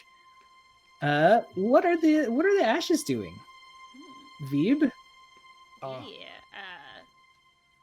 Viva is yet again just doing something on her own. So the rest of the ashes, I think we're gonna zoom in on the ones that are at the Imperial Temple. Mm-hmm. Um, What are we zooming in to see? or actually not zooming in. I just meant like focusing. Yes. So what are they getting up to over at the temple where the ashes are kind of trying to claim this Yeah. temple from the keepers of the tome, Oh, that's right. one of the other factions. Are the keepers of the tome? They're still there, right? We're just like also Yeah, they're still there. You guys, at the end of this season, you'll have claimed it by force, Oh, Mm. that's right. unless something happens to your soldiers. Okay. And yeah, let's check in on the map real quick Oh yeah. so we can kind of say where we're focusing. Yeah. So. Oops. So right here. Yeah. Yeah. So the ashes are. They're just starting to like. Be like, well, this is gonna be ours soon. So they're. I don't know if they can look for a supply surplus here without having finished claiming it by force. That's possible. I think. What surplus would you want to find here? They're looking for mechs or plans for mechs. Maybe Okay, so- subterfuge might be a little more correct. Possibly. So I could see this going a couple of different ways. Because subterfuge is for like making a resource appear more or less desirable, causing a scandal within a house's organization, removing any trace of your own involvement in an action, framing someone else in their place if you wish, or sabotaging a particular asset, making it fail in a moment of your choosing. So you could like affect the temple or something here to do that. If you wanted to like go inside the temple though and like find something specifically, like that's what we zoom in to see. Ooh, okay. That's where you'd like call up either Veeb or a different character and send him to go do that. While you kind of think, Alex, what do you want to do with those recruits? I think we're just gonna collect him at Skyfire Peak. Just Yeah, I think the Arbiter sends him there. Do you need to trigger logistics? I don't think. Is your mood positive? Yes. All right, you don't need to trigger logistics yet. Turmoil hasn't yet increased. All right. So do you want to zoom in and like see what you get from the temple? Veeb. Yeah, I think that makes sense because they're Okay. Then at least let's- trying to infiltrate the space. we'll do that also here in just a second. What are the sages getting up to? I think. Besides, so they've condemned everyone. Hua. Yeah, Everyone.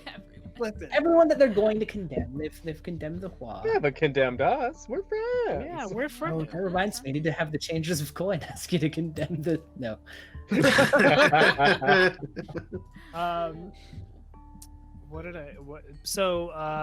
What I was thinking is if the sages are just as, if not more concerned at the fact that their settlement has been taken over by the Tusslords. Maybe not for the same reasons as the Woven, but is still like, hey, that was our place. So I think I'm gonna read the wind. All right, make your read the wind roll and tell me. Oh fuck! What's our reach? 1 second. Yeah, what is your reach? Ugh, it's not great.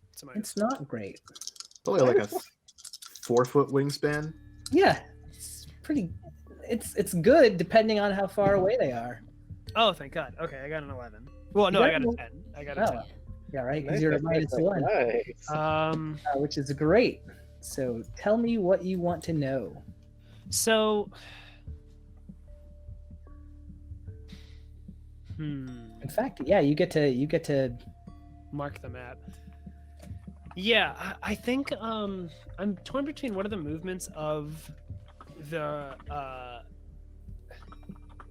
I guess it's like I kind of want the sages to know that well, okay, let's just say what is happening in particular region. And the Yeah, particular I was gonna region say is like this fucking area. Yeah. this. Yeah. Is leading up to that. Sure. So, who's going to find out?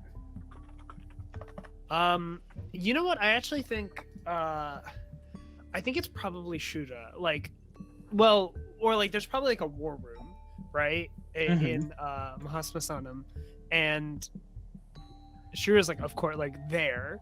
And it's like we're like, listen, the monasteries have been taken over, the Wa have entered Haven, and Bungaram has been taken from like under us, seemingly from inside out.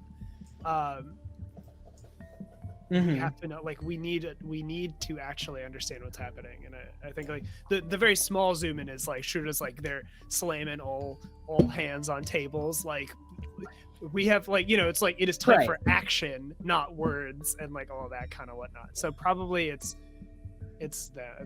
she's probably receiving some of this information. That sounds good to me. How about yeah. So mark a map with the sign of your answer, and I'll tell you what you learn, and then let's kind of figure out how you learned that. What has happened here is that the diplomatic envoys because by chance the message was found by one of the more diplomatically minded of the Tusk rulers. Remember, if you recall, they're sort of fractious city-states that are all loosely united, kind of like Renaissance Italy, but they all have their own different agendas. And this one has put Bangarum under their protection, so that they will protect this because they think it's beautiful. They think it's gorgeous. They're blown away by your windmill. Like they love the craft of it. It's not like they've never seen a windmill before, but it's a particularly nice one. Yeah. They love the feel of peace and harmony that is here. And so they are defending it against the rest of their brethren by claiming it as theirs first. When the mammoths trot all over Haven, this place will be protected. And they have offered their protection to the people of Bangarum, who were like, yeah, that sounds great. There's a revolution right now. We don't want to get killed or eaten. We would like very much to harvest these crops that we have grown. Yeah. Okay. Oh, geez. Do I? And then there's maybe a little extra information, so it's fine if I don't. But do I also get any evidence of the Woven and the River folk kind of gearing up? No, I don't think that's. I don't think that's close enough to where that is. There's like a whole other city and river in between where Bangarum is and where the changes of Coin are. Yeah. Okay. I guess I'll figure out how to mark. Yeah, figure out how to mark the map. That it belongs to the Tusks, but in a nice way. And let's go for a break here, and we'll handle the pitched battle and Veeb Quest 98, or whomever. I guess Ash's Quest 98. Whoever goes in when we come back, along with anything that other characters want to get up to. I guess we'll see also what happened to Shamali, because that's going to come into play too. So folks in the chat, please come back. We're going to take a 5 to 10 minute break right now. Take a moment to take a bio break if you gotta. Let your bodily fluids come out or in if you need to replenish them. Get a drink, hydrate, or dehydrate. I would prefer that you hydrated. So grab a snack, grab a drink. Call your loved ones and friends and enemies too. Tell them what's about to go down right here in, again, 5 to 10 minutes. Tell them all to come watch with you so that they can see what you're on about. And I guarantee you that they will gain +5 respect with you by the time this is done. So just tweet about it. tweet the link out. And great. Watch a brief ad to help support the channel. It's going to be about 30 seconds or so. You'll find out that Travis Scott likes to dip his French fries in the barbecue sauce, maybe. Although I've been getting a lot of anti-vaping ads, so maybe vaping isn't as cool as you think it is, even though it's pretty sweet to rip some cotton. On that note, let's go to break, everyone. Goodbye. We'll see you soon. I promise it's not always like this. It is, in fact, always like this. It's always like this.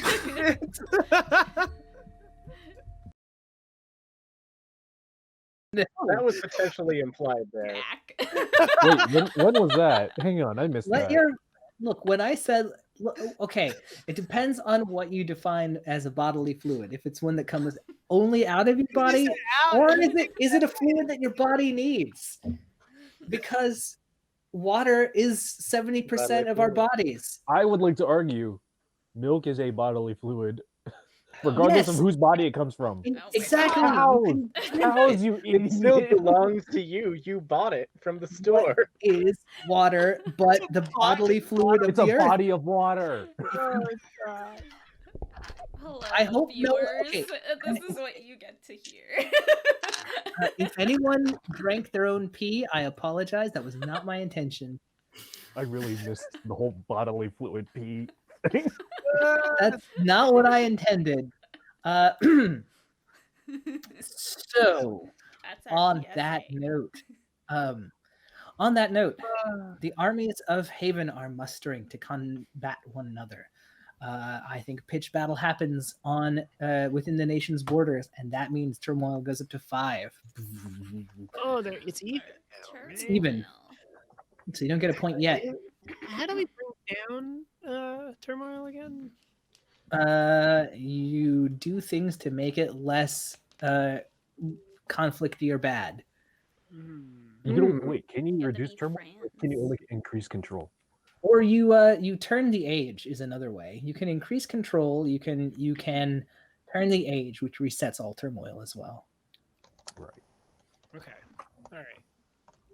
You can get a time machine, fast forward time, past the And also get a time machine and Middle go fantasy. back. Um, Can be a steampunk time machine. Mm-hmm. So, where we left off, the armies of Haven are mustering a force of riverfolk Marines, soldiers, and woven recruits and trained soldiers kind of gather to move on the changes of coin. What's your plan of attack? What surpluses are you risking? Let's go to the pitched battle section of the book, which for everyone playing along at home with their own copy of the book, or also just playing here, is on page 37.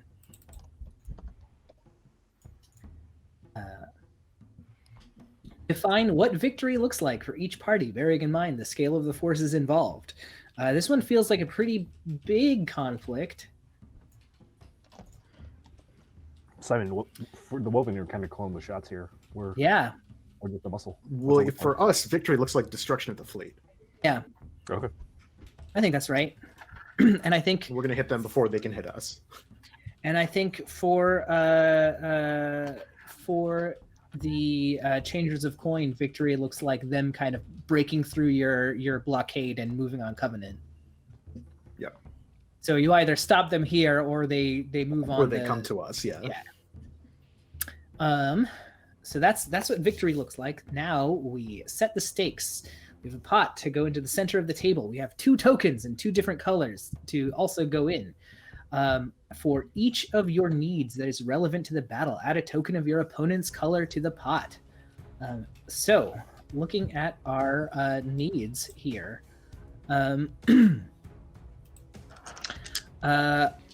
I know that the Woven have a need for leadership, which I think might be relevant here, but I think that's the only, and maybe one for morale, which are the only ones I can think of. I think those make sense, both of those, for sure. Yeah. And then the River Folk, I don't think they have any needs that are relevant to this, because you've got fish, silks, and attunement. If the change of the coin were like a more spiritual, Yeah, but they're document, they're that'd be not. relevant, but- They're like, Yeah. yeah, whatever, attunement. We got a book for that. Sure, otherwise, there's no way to take advantage. We got a book for that. Look, we want to be money changers at the temple. We're capitalism. Good. Ugh, gross. Here comes Jesus of Nazareth. Amen. Canonically, the Riverboat Catholic, Yeah, peace be with you. and also with you. Thank you. Fuck The your spirit. the Eye to needs that eye.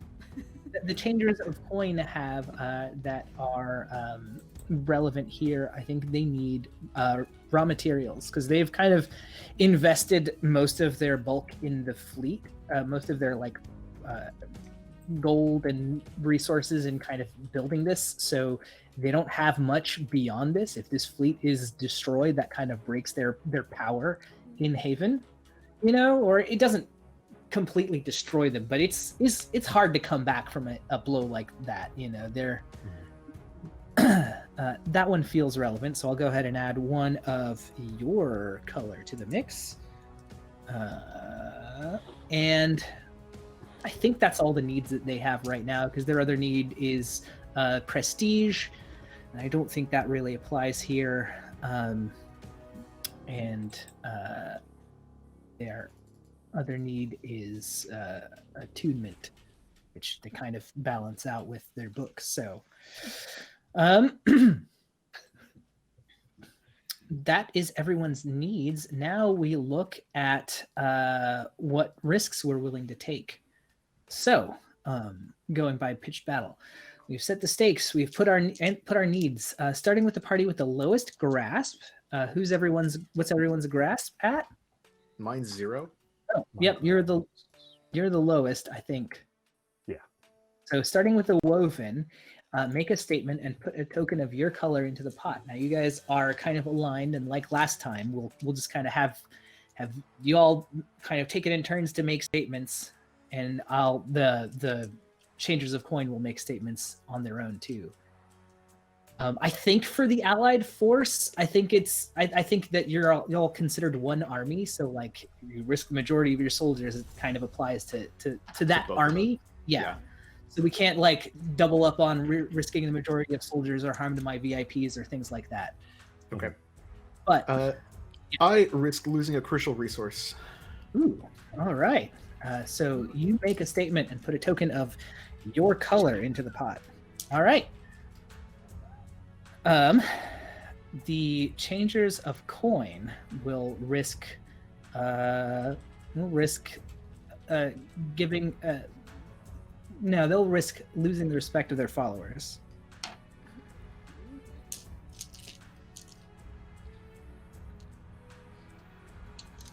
All right, Riverfolk. Ethics out the window. Ethics out the window. Ironclad is leading the fleet. Straight away, day one. Scorched earth, nothing lives. All right. Oh, 10 no. years. Ironclad still have the fucking sword. That's how she beheaded the Arbiter. Oh yeah, Yeah. right. I forgot. The changers risk harm to their VIPs.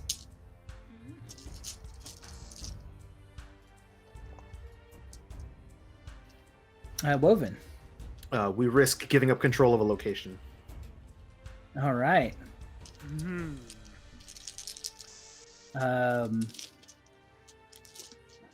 I think the changers of coin will risk the losing control of a crucial resource.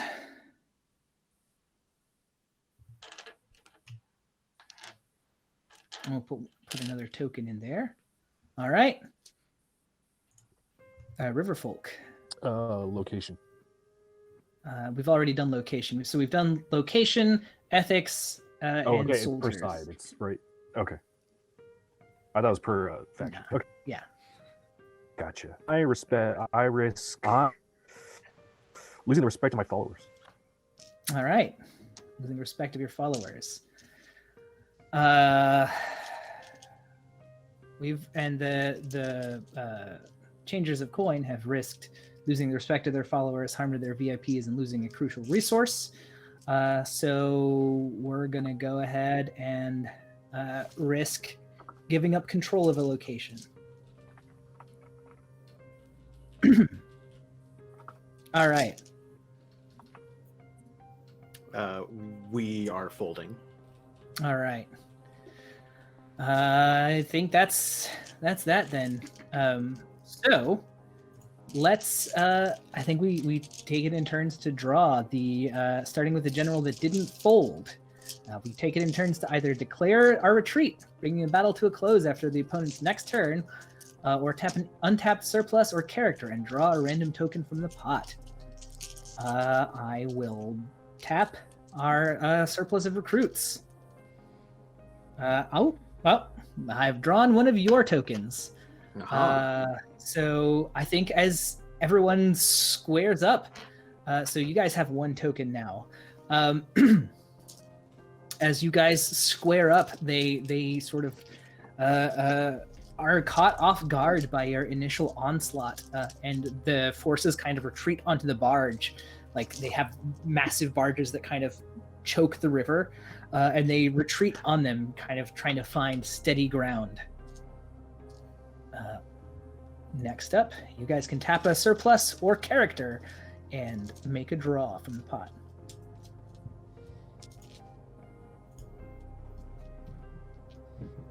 the Woven will tap our raw materials. All right. You tap your raw materials. Hmm. You've drawn one of your tokens, so you guys have 2 tokens now, and you get to say how you make one of their statements true. Okay. So we're using our raw materials, and they have risked crucial risked. resources, Mhm. control, Followers, respect, followers, and respect. yeah, respect to their followers and harm to their VIPs. Yeah. I think we use what we have. So we've got a bunch of troops loaded Mhm. onto these boats, and they're like Mhm. very clearly like not. They're all kinds of people. They're not all soldiers. Mhm. I think they brace for this kind of initial attack. See that we kind of are repelling them, and I think are emboldened a little bit.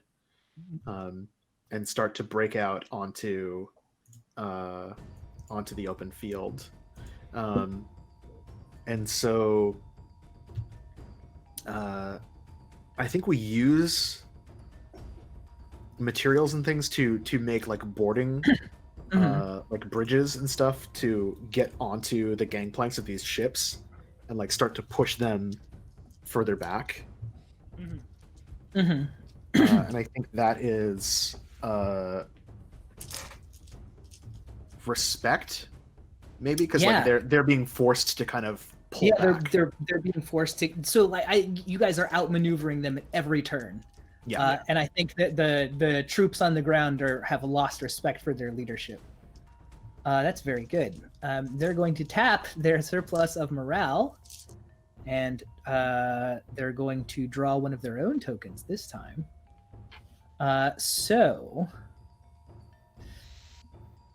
Oh, nope, that's one of your tokens. Oh, snap. That's 3 for y'all. Great. Yay. Rushing into battle. Heck yeah. So I think they fall back onto their ships, and they sort of link their barges together, so that their troops can move quickly from one ship to another to repel boarders, and they're able to kind of hold off the advance. But it's clearly the work of the soldiers themselves rather than anyone in command of this fleet. That brings us to the river folk. The river folk, they are going to tap their ships. All right. All right. Now you've drawn one of their tokens. So describe how your warriors regroup, fall back, or take shelter. What happens is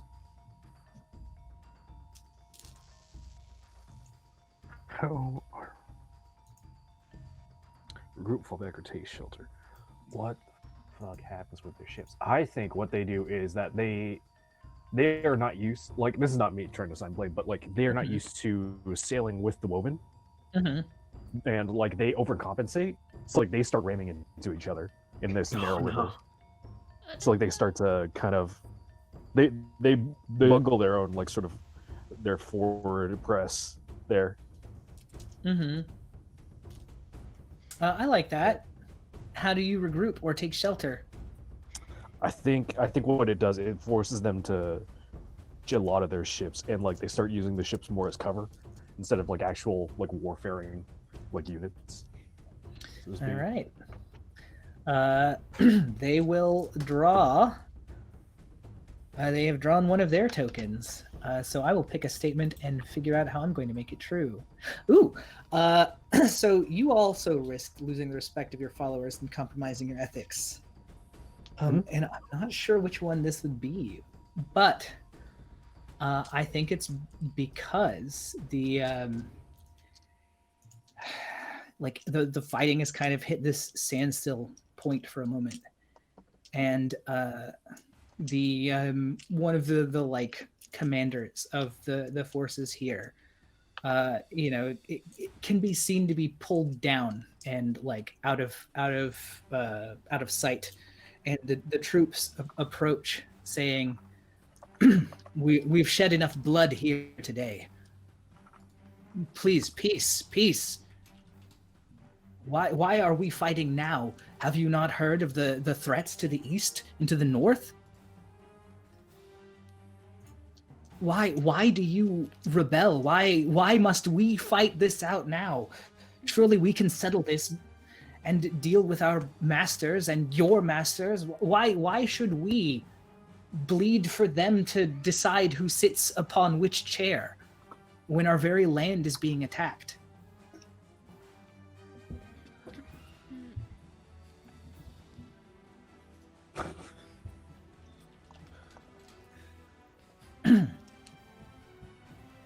This is line of logic posited from changes of coin to the riverfront. Yeah, from the troops of the changers of coin Oh, to yeah. the collected forces, right? Yeah. Ironclad's there. Ironclad's gonna do what Ironclad does, and just the leader's gonna. They're like, Ironclad doesn't have time for words and talk, and like they do not trust the word of the changes of coins, so they off with their head, and they order their followers to press the attack. That this is all a ploy. Like that's what they're going to convince, but like whether they believe it or not, clearly it's not the case. Sounds good. So would you call that losing the respect of your followers or compromising your ethics? Like they wanted to parlay, and we refused to engage it. Oh, that's pretty good. Yeah. I could see that. All right. Well, that's them. It's to the Woven. Do you draw? You can also bring a battle to the close as well. We are going to tap our attunement. All right. Tap attunement. You've drawn one of your tokens. Okay.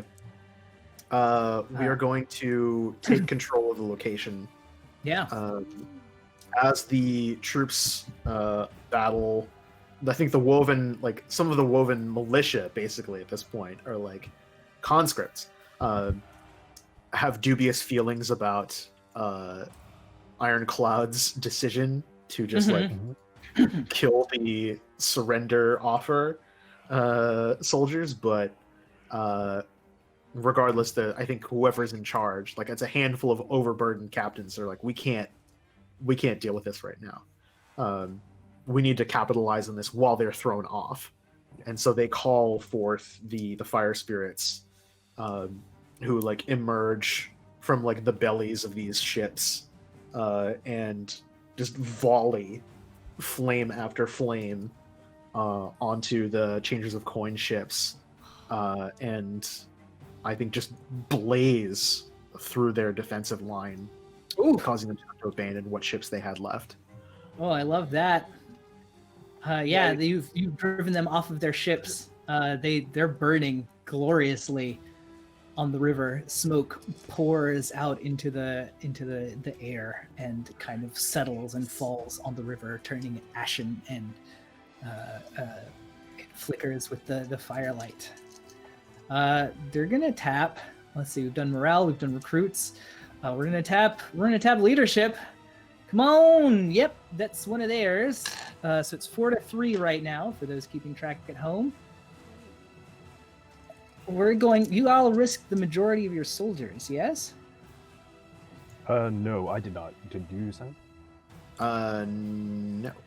All right, excellent. Then they will not give them up. Yes, that's right, because it was followers, ethics, resource, and location, right?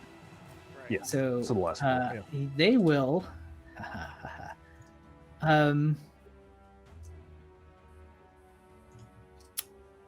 They will risk. They'll make you lose the respect of your followers, as the majority of the like mercenaries who are like they're soldiers, but they're not like their hearts have not been in the fight, and this attack by the spirit is out. They leave and they say one more time, this battle is pointless. Kill each other if you must, but we're going to protect Haven. And like their troops go. Not all of them, but enough to leave a lasting impression. and make your followers wonder what they are fighting for. Ooh. Dang. It's to you, Riverfolk. Tap a surplus, a character, or declare retreat. I think we are bringing out the fucking crab mech. Ooh, heck yeah! Ooh, claws up for the crab mech.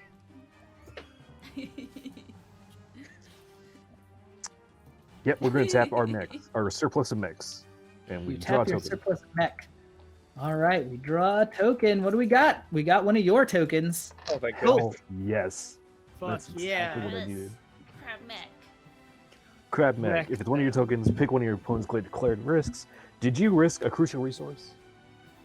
Yes, we did risk a crucial resource. Are crucial resources your surpluses, or anything like sort of fictionally relevant to the battle? Fictionally relevant, yeah.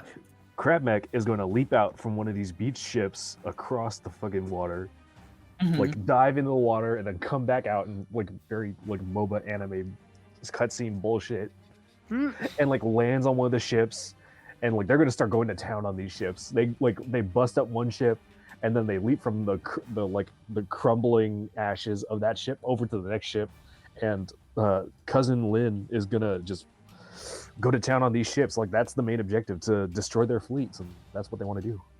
All right, they lose control of their. They lost control of their ships, and they will never get them back. Yeah. That resource is gone. All right. They got to draw, because otherwise they're gonna lose this fight. They've got their character left, so I guess this is their last draw. It's one of theirs.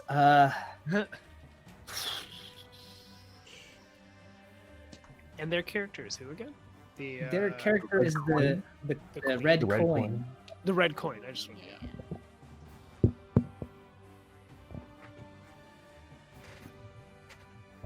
Yeah, they will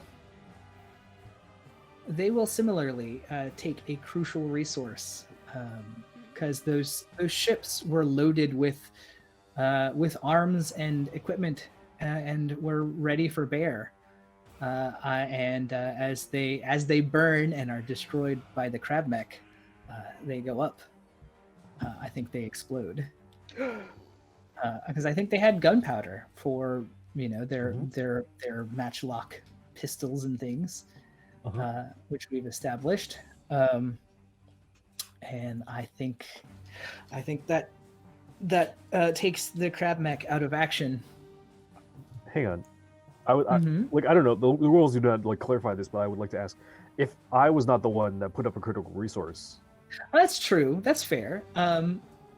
We could take it from the woven. Give me 1 sec. Let me. But 'Cause I knew that was coming. that is coming. I mean, that is coming, but that is also something that your like alliance kind of put up. It feels if that's how we want to rule it. Totally Yeah. cool. I just want to present that like point of order. Yeah. I'm trying to think of what a good. What do you all think a good alternative might be? Like a good crucial resource to lose here. Well, we sent a whole bunch of those raw materials up to shore. up. So snap. maybe we're Yes. just not able to repair the Oh. the Riverfolk ships that were just completely decimated. Like we I- might have been able to otherwise, but I like that. Can I? can you take the spirits? No. Can I say that like we have like the resources are lost, but I like the idea that it's like the mercs who are going off to try and like protect the front line, like raiding y'all's supply camp, and then like piecing out with whatever they can take. Oh yeah, Pretty totally. good. Yeah. Okay, That's- yeah. I'm cool with Oh, that. that's brutal. So they do that and they go, Dang. and the crab lives. I think that's good. All right, it's to y'all. Mechanically, at this point, we could, You could Retreat? fold. but Yeah. then they get one more attack, and They get one more could attack. even it out. Do we get to know how many in the pool of tokens? What the? Yes, there are what the only ratio? their tokens left. Hmm. Okay, so yeah, if we retreat at this point, there's They get like a But glance. also, like you win. Like if you draw, they're all their declared risks are, except for harm to their VIP, are true. So like it feels like you guys can draw at best, but that's only if it makes sense according to the fiction. Yeah. So looking at the end game, the victor gets the condition set out at the battle's onset, or as much as possible given the risks that came true. If the battle ends through retreat or stalemate, the player with the most tokens in front of them is the victor. In the event of a tie, the player with the most risks declared is the victor. Based on victory conditions and risks that have come true, we kind of do the fallout. So like this feels like a good place to stop, since at best like they get to regroup. Yeah. Yeah. You agree. We would So- retreat away. Yeah. Yes. So we'll go ahead and do that. And so I'd add just Crab Meg. I feel like the power of the changers of coin in this age is broken. I think they may be able to regroup, and come back. But like I feel like they don't they don't stop you. You've destroyed their boats, you've destroyed their fleet. Their troops are either dead or deserted. But I think based on the fact that you've compromised your ethics and you've lost the respect of your followers, I think that the Woven and Riverfolk forces have had a number of desertions as well. That feels like what's happened here. I think the people are no longer in this fight. It's the diehards of the house, Oh. on either side. Yeah. And that's how I think it kind of ends with the barges sinking into the river, or scattered and flaming in ruins on the sides of the river on the banks, and the crab mech tears it apart, and the red coin kind of flees into the night, and retreats back towards their headquarters. But I think if you all wanted to occupy that place, you could, Okay. like you didn't start out to like claim it by force, but their army, you broke it, and I don't think they could really stop you if you were to try and like claim it by force. So I think that's probably what the Woven would do, is like set up a base camp with those diehards. yeah, Because Tizpal is very much them like, these guys are terrible. They're bad people, and they're in the pocket of the Arbiter, and the Arbiter doesn't care about us. Damn it. And Shochi would be like, well, what did you do? Why did you send all these troops out here? There's literally mammoths right next door. yeah, yeah. Oh, I Yeah. love it. But that's, I think, what I love about this game, is that we can have these, like, the house is doing things, and the characters are doing different things. They are. So, speaking of characters, let's check in with Avib for a moment as we zoom in. You're going on a daring strike, a raid into the Imperial Temple. Yeah, so she would have gotten like some information probably from Mira and the others that are there that are like, surely Oh, enough, yeah. we'll get Oh, this at some point. You got blueprints of or drawings of the place, right? Not blueprints like high style, but they've drawn out the place. They've mapped the like schedule of the patrols of the guards. Yeah. They aren't willing to commit to sneaking in themselves, but they know how you could. Yeah, I like the idea that they're all like, just slow and steady, we'll get them to break, but they're not like doing anything actively. They're just kind of there to like, Right. just be like, look, we're not leaving, so you just go. Yeah, it's like the boring parts of a Yeah. siege where you're just kind of, like you're both sitting there waiting for each other to give up. Yeah. And like the leaders are frantically like, we gotta do something. Yeah. I like the idea though that Mira likes the boring parts and just is like happy to be there. Like, Oh. she's like, this is exciting. Yeah, so it makes sense that Veep is like, okay, look, I'm just gonna do a thing. I don't know why you're all just sitting out here looking at them. Yeah, I mean, so Veeb's a grown-ass adult now, so Yeah, Veeb's mature. she is. I'm a grown-up adult now. So, Oh my god. what does Veeb look like now that she's 21? Yeah. She has, I think because she's now no longer like a scout and is a champion, she has more of like a more formal outfit. She has a half cape that has embroidery all over it, and then Mhm.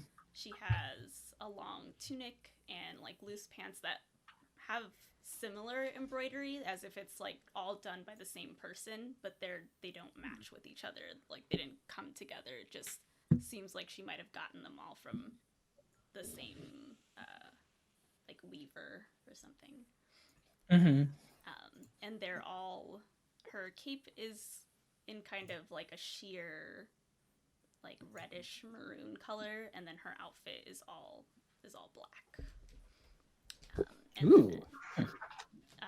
And then she's got her trusty bow and arrow that is starting to look kind of old and raggedy now that she's like had it for 10 years. It's the same one that she's just like keeps rebinding and like like fixing up. So it's got like a bunch of Mm-hmm. like tape all over it, and the twine. She's got like a bunch of spare twine because it's constantly breaking. And I then love it. also on her back is an axe that we saw before that I actually don't remember what it looks like. So I'm gonna throw that to Kevin. It is for a golden second. axe. Yeah. It's a golden axe. The Kevin. head is shaped in like, it's the shape of like a sandal, almost is how they call it, or like a boat. Mm. And then the haft is like a sort of very, the deep like ochre golden type of bamboo that's very strong and flexible. Oh, So I think the image is Veeb moving into position, the golden axe gleaming in the moonlight against the darkness that surrounds the stone walls of this ancient imperial temple. Not ancient, but this fancy imperial temple. And for a moment we have that like lingering memory. Yeah. You go back as she like just kind of for a moment touches the axe, and you go back to when she got the axe from Mhm. friend From when? enemy, a frenemy. Back when she was still a baby. oh,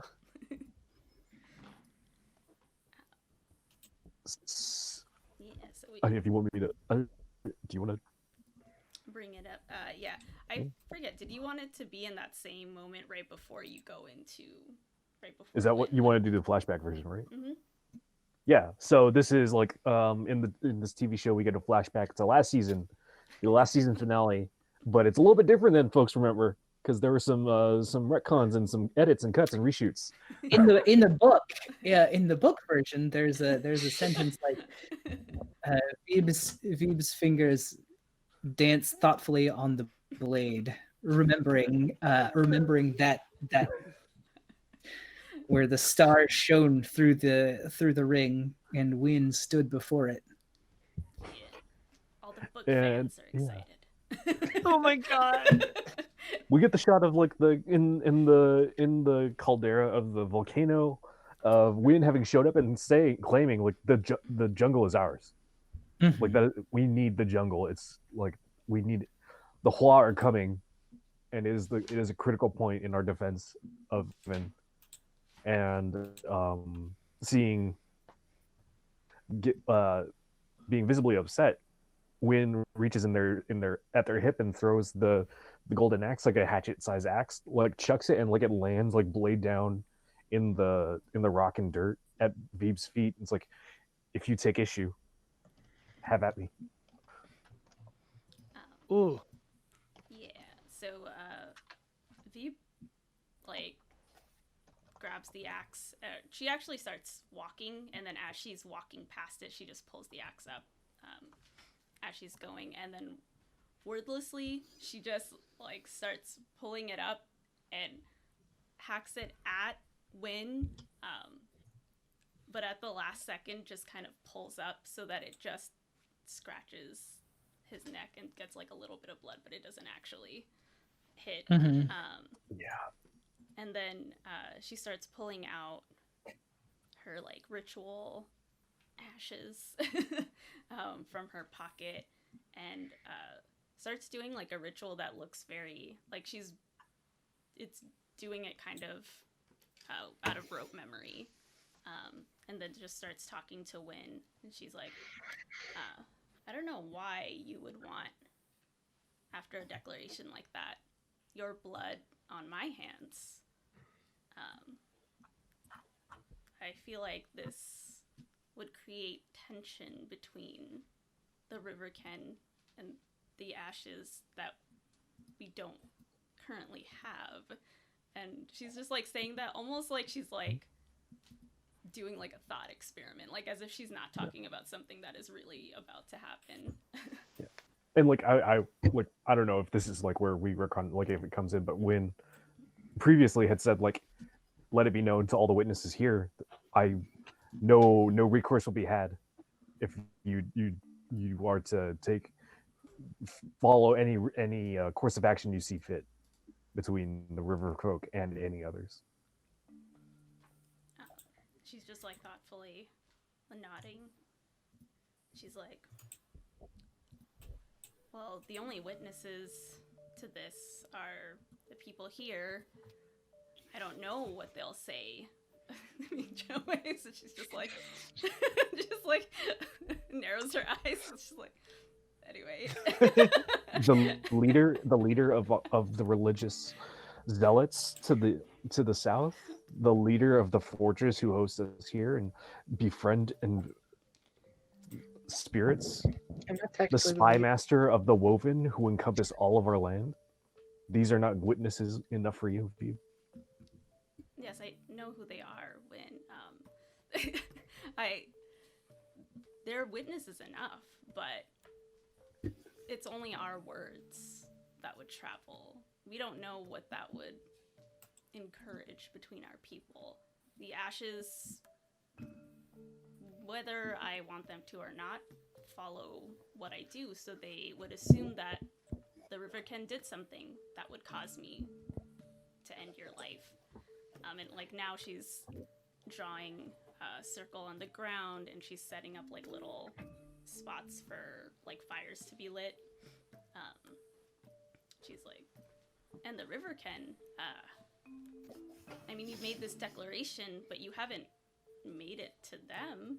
So they'll assume that I'm taking your life for some personal reason, which would mean that they would now be angry with the ashes, justly.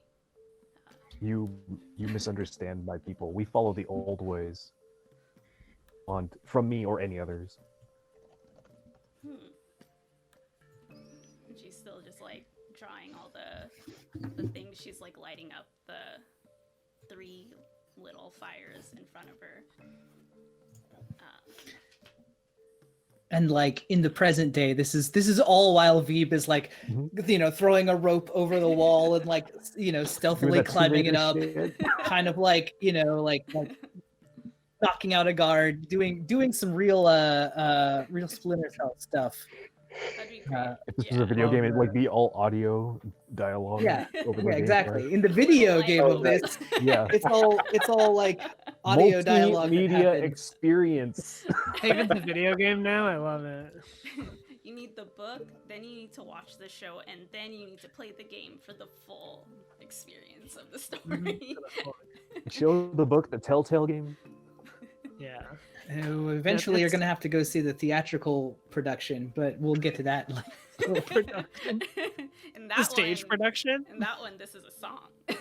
in the sculpture of this is a flourish.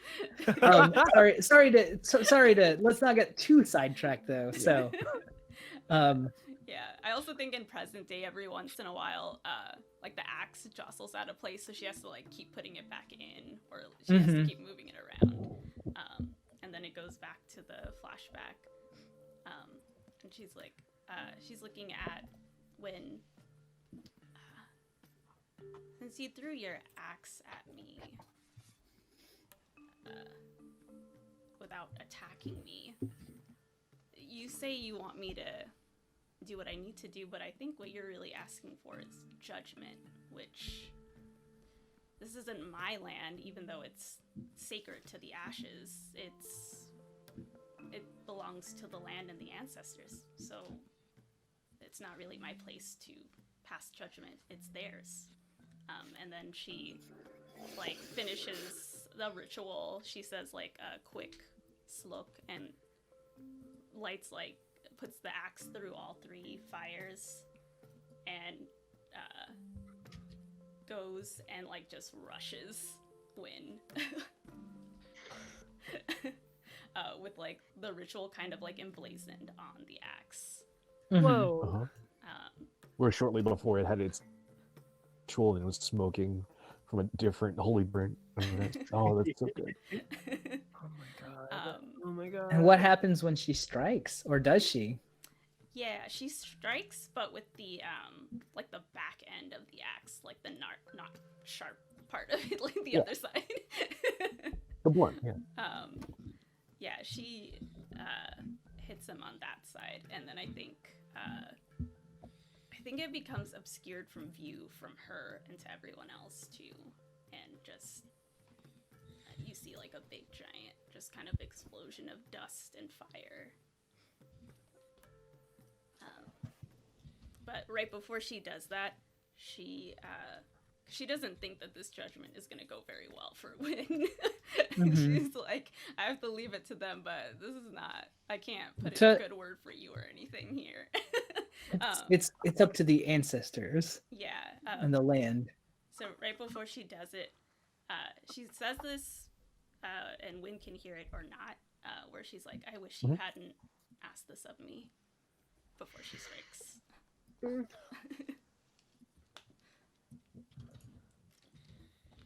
then we can have a scene where the ancestors do things, or they can just get knocked into the gates and she's just like, oh.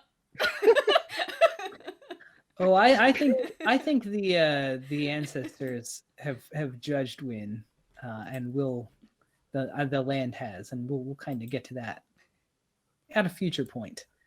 Yeah. In the meantime, deep within, you're investigating this. Like all of that's been happening while you kind of sneak into this Imperial Temple past the Keeper of the Tomes, who are as much scholars as you are. Like this is a siege by people who aren't an army against people who are also not an army. Oh, cool. So like no one is prepared. I love it. And it's just things are bad all around. And Vib is like a tiger stalking among chickens. Very good. What That's good. you are investigating this place, right? Yeah. She's hoping to find either what she's really hoping to find is actual mechs. She's Yeah. got reason to believe that the Imperials had them, and that this might be a place that they would keep them, just because it's So- so large. You are investigating a landmark from the past. I think roll plus lore, because this feels like unearthed forgotten lore, Yes. with some very, very broad interpretations of their questions. Yeah, I actually have a move that goes with Unearthed Forgotten Oh, Lore, perfect. where I can ask possibly different questions. Are you a lore Even master? better. Yeah, I am. Okay. Veeb I know has this move. shifted. Veeb somewhat begrudgingly became a lore master after she was no longer a council leader. She's just like, okay, I guess. So you also have discern significance, yes? Yeah, that's the one I'm So doing. roll plus lore, and then let's see what you got. Okay. I have an okay lore now. Mm-hmm. How'd we do? 10. All right. So you Oh. get to ask 3 questions, 2 from the normal list. But one is who might. So you get to ask 3 questions of any. You can ask who might know more about it. What spirits have walked this place? What vision do I have about its future? What vision do I have about its past? right? Because it's you may also pick these questions, and you can ask one extra. Or you can also know whose ancestors are most tied to it. What was it made to remember? What dangers is it hiding? And how can I draw on this for power? Okay, let's go with. Dang, these are all very good Mhm. questions.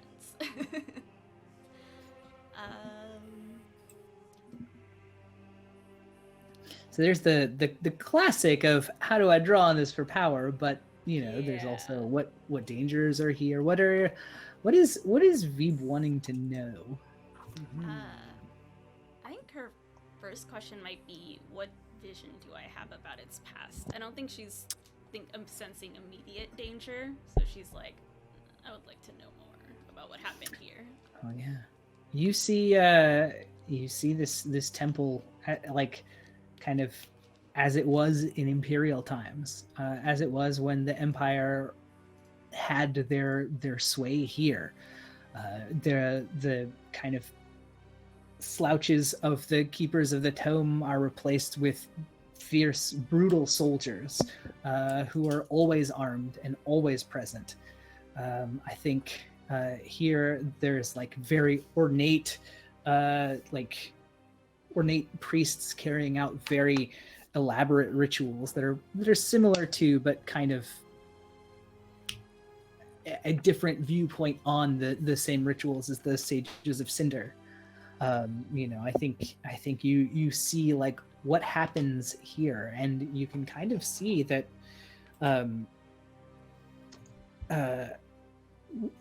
how the Empire was sort of damaging the land by drawing on its power, right?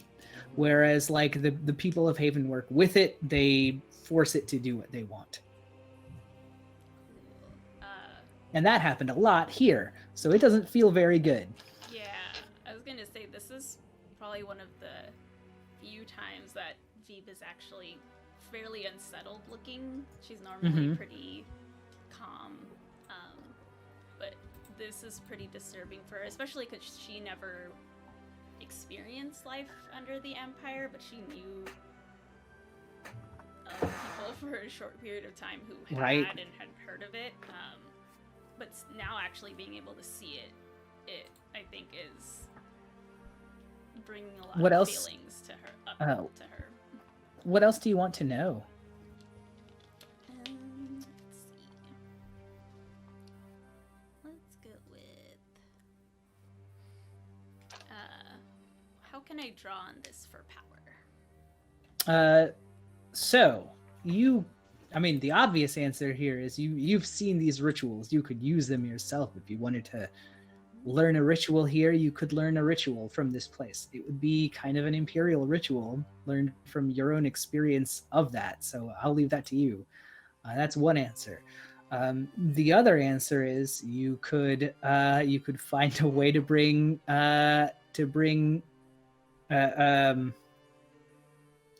power back to the old mech that is kind of collapsed in the deep basement of this place. Because the Empire had mechs everywhere, it's reasonable that they would have had one kind of stored here in the deep places to protect it.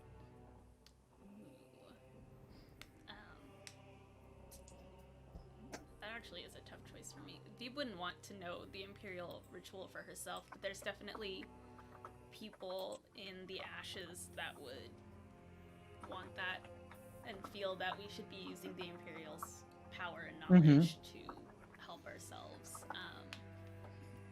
So You've that's got one interesting. more question. Yeah. Let's go with.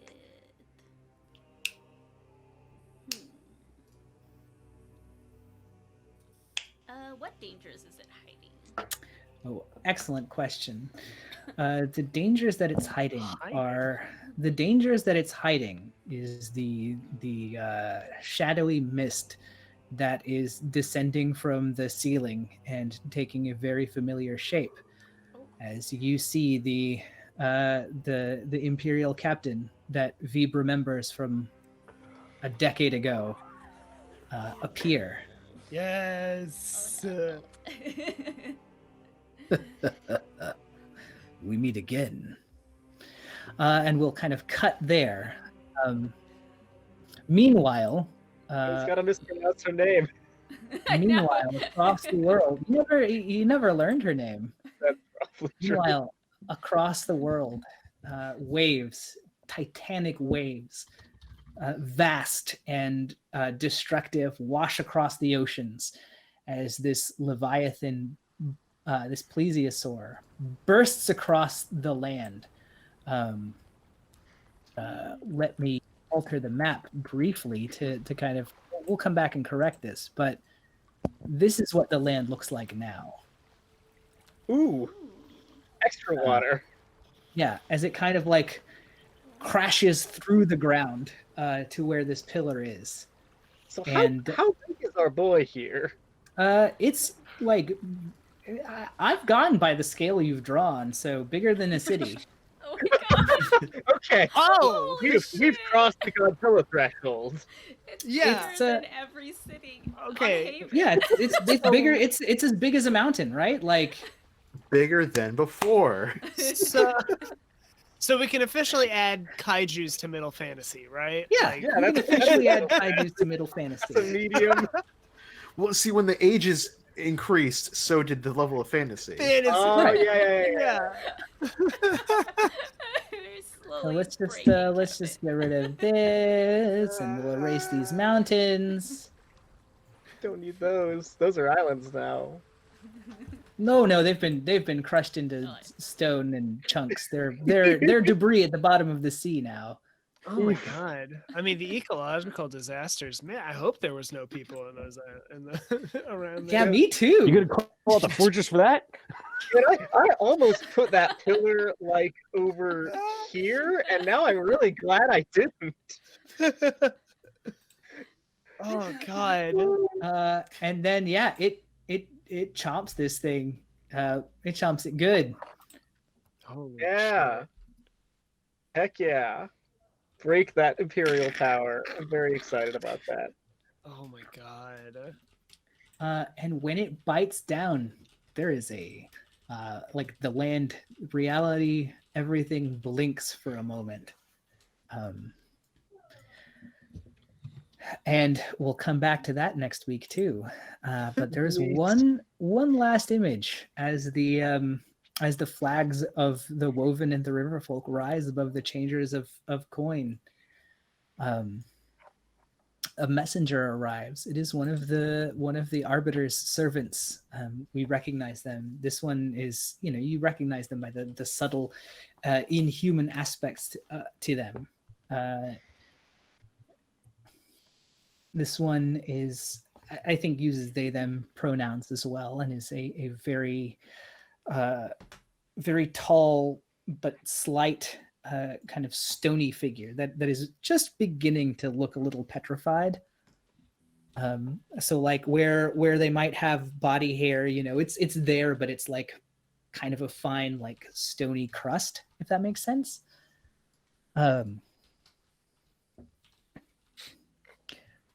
I bring a message from the Arbiters.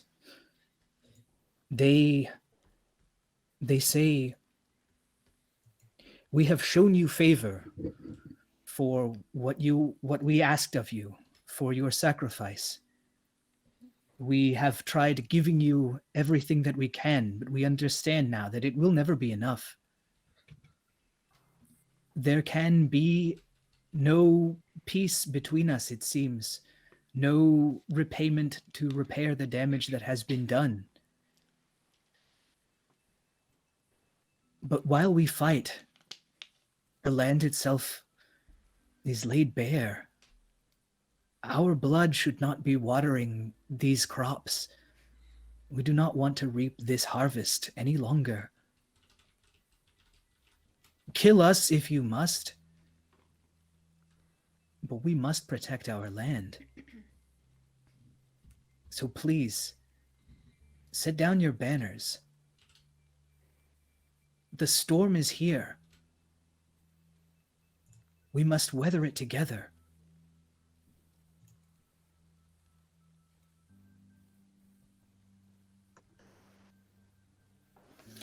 And at that point, where I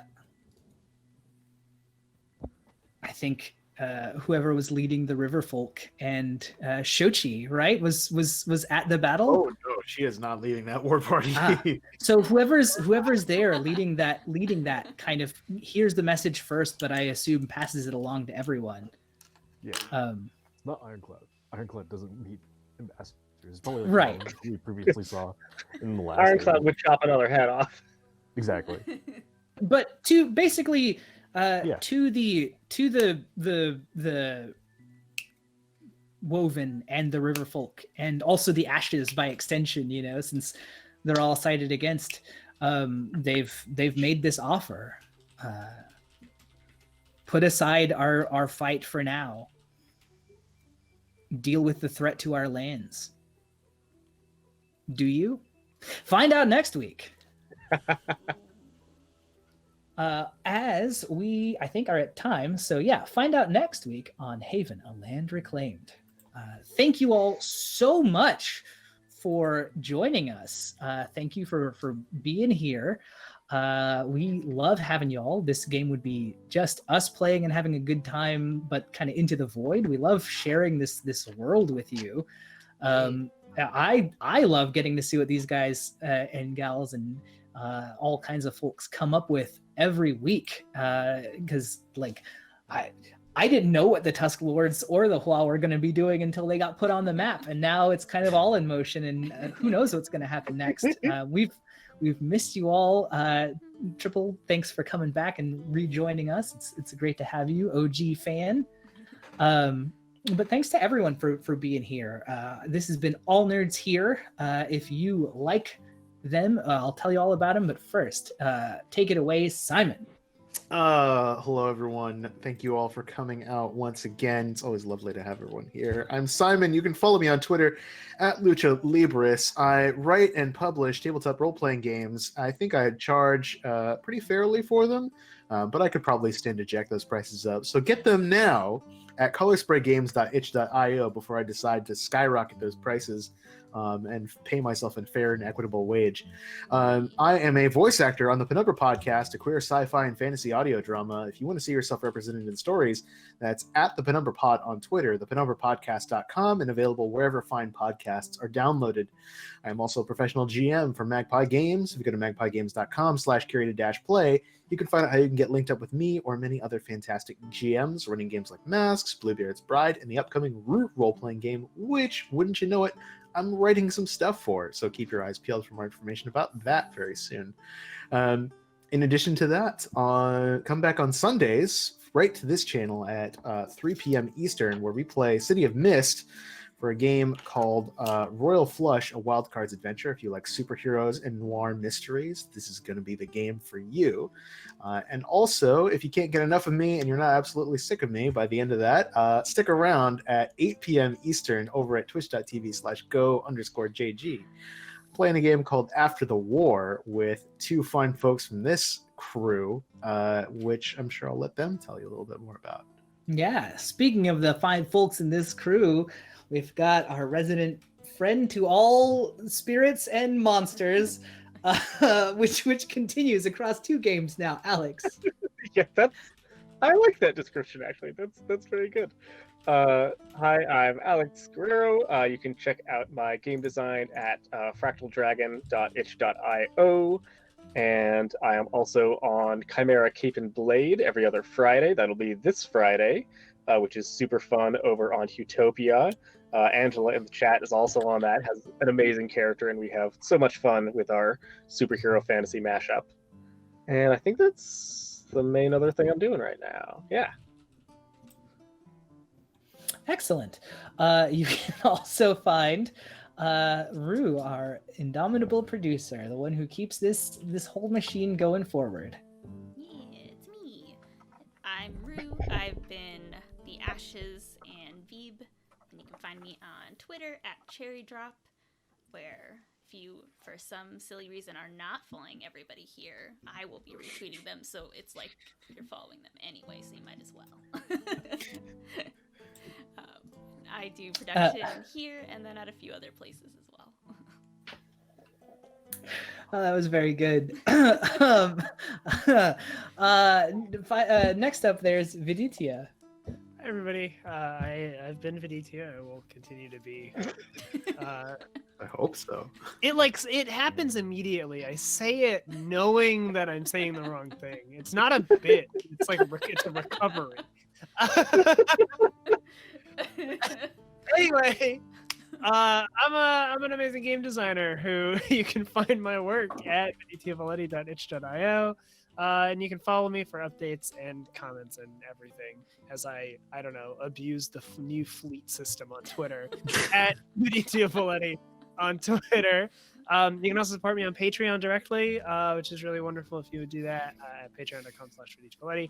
And also I stream a variety of content on Twitch, twitch.tv/viditiavoletti. I recently, last week, I did an episode of Our Craft with a wonderful game designer, Adam, and we played Minecraft and talked about food. It was really cool. The thing I have to plug this week, outside of I am one of the wonderful people playing After the War at Jess's channel, go_JG. Are you this for wonderful people or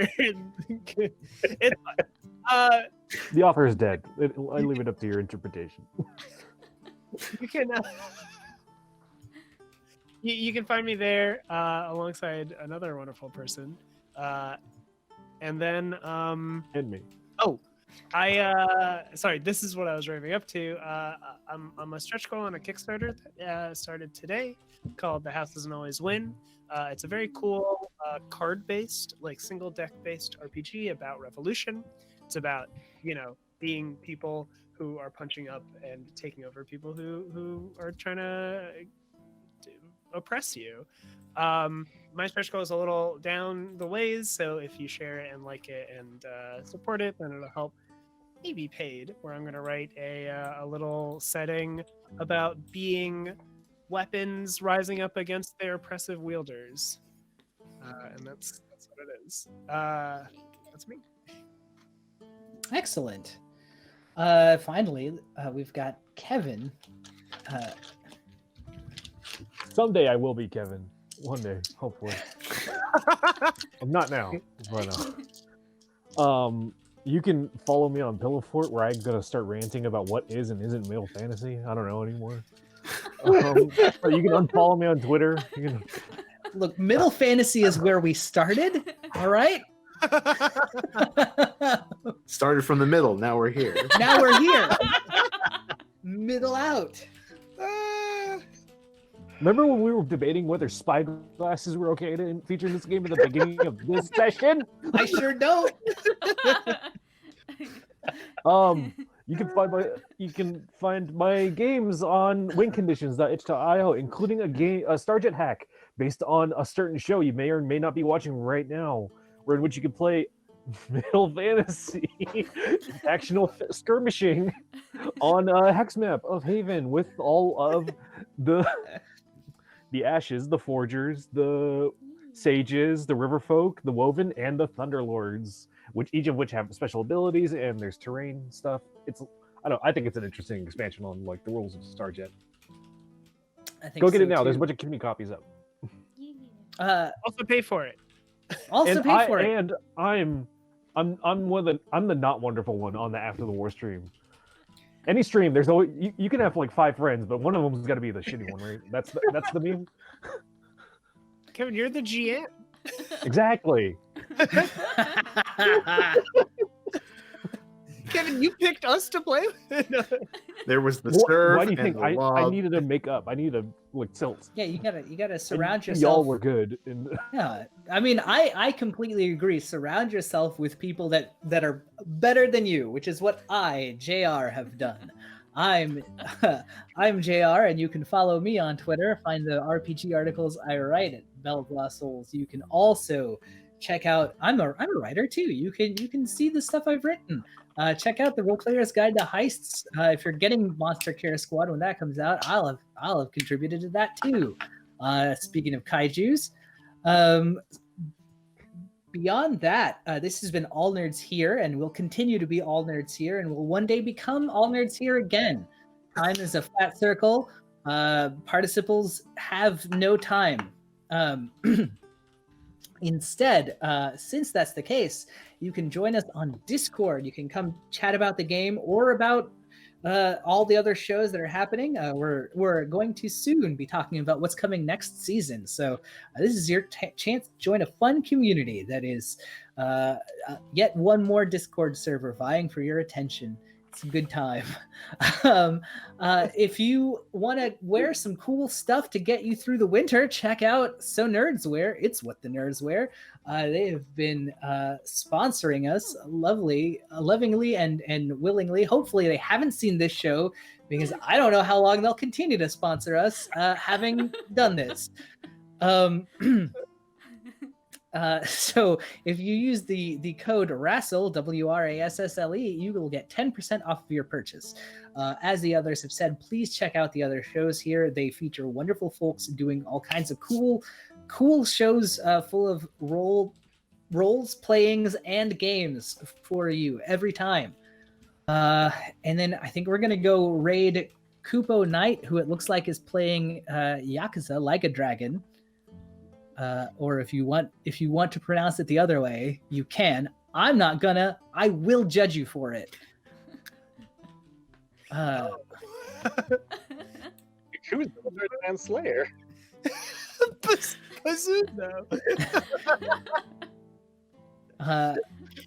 So stick around. When is Mizuzo showing up? Ironclad versus Mizuzo round 2.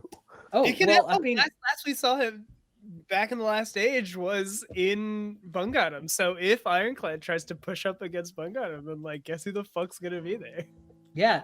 Next session, we're gonna learn what's happened. Can we cut over to the map one last time? Yeah, It's another post credit. it's up there.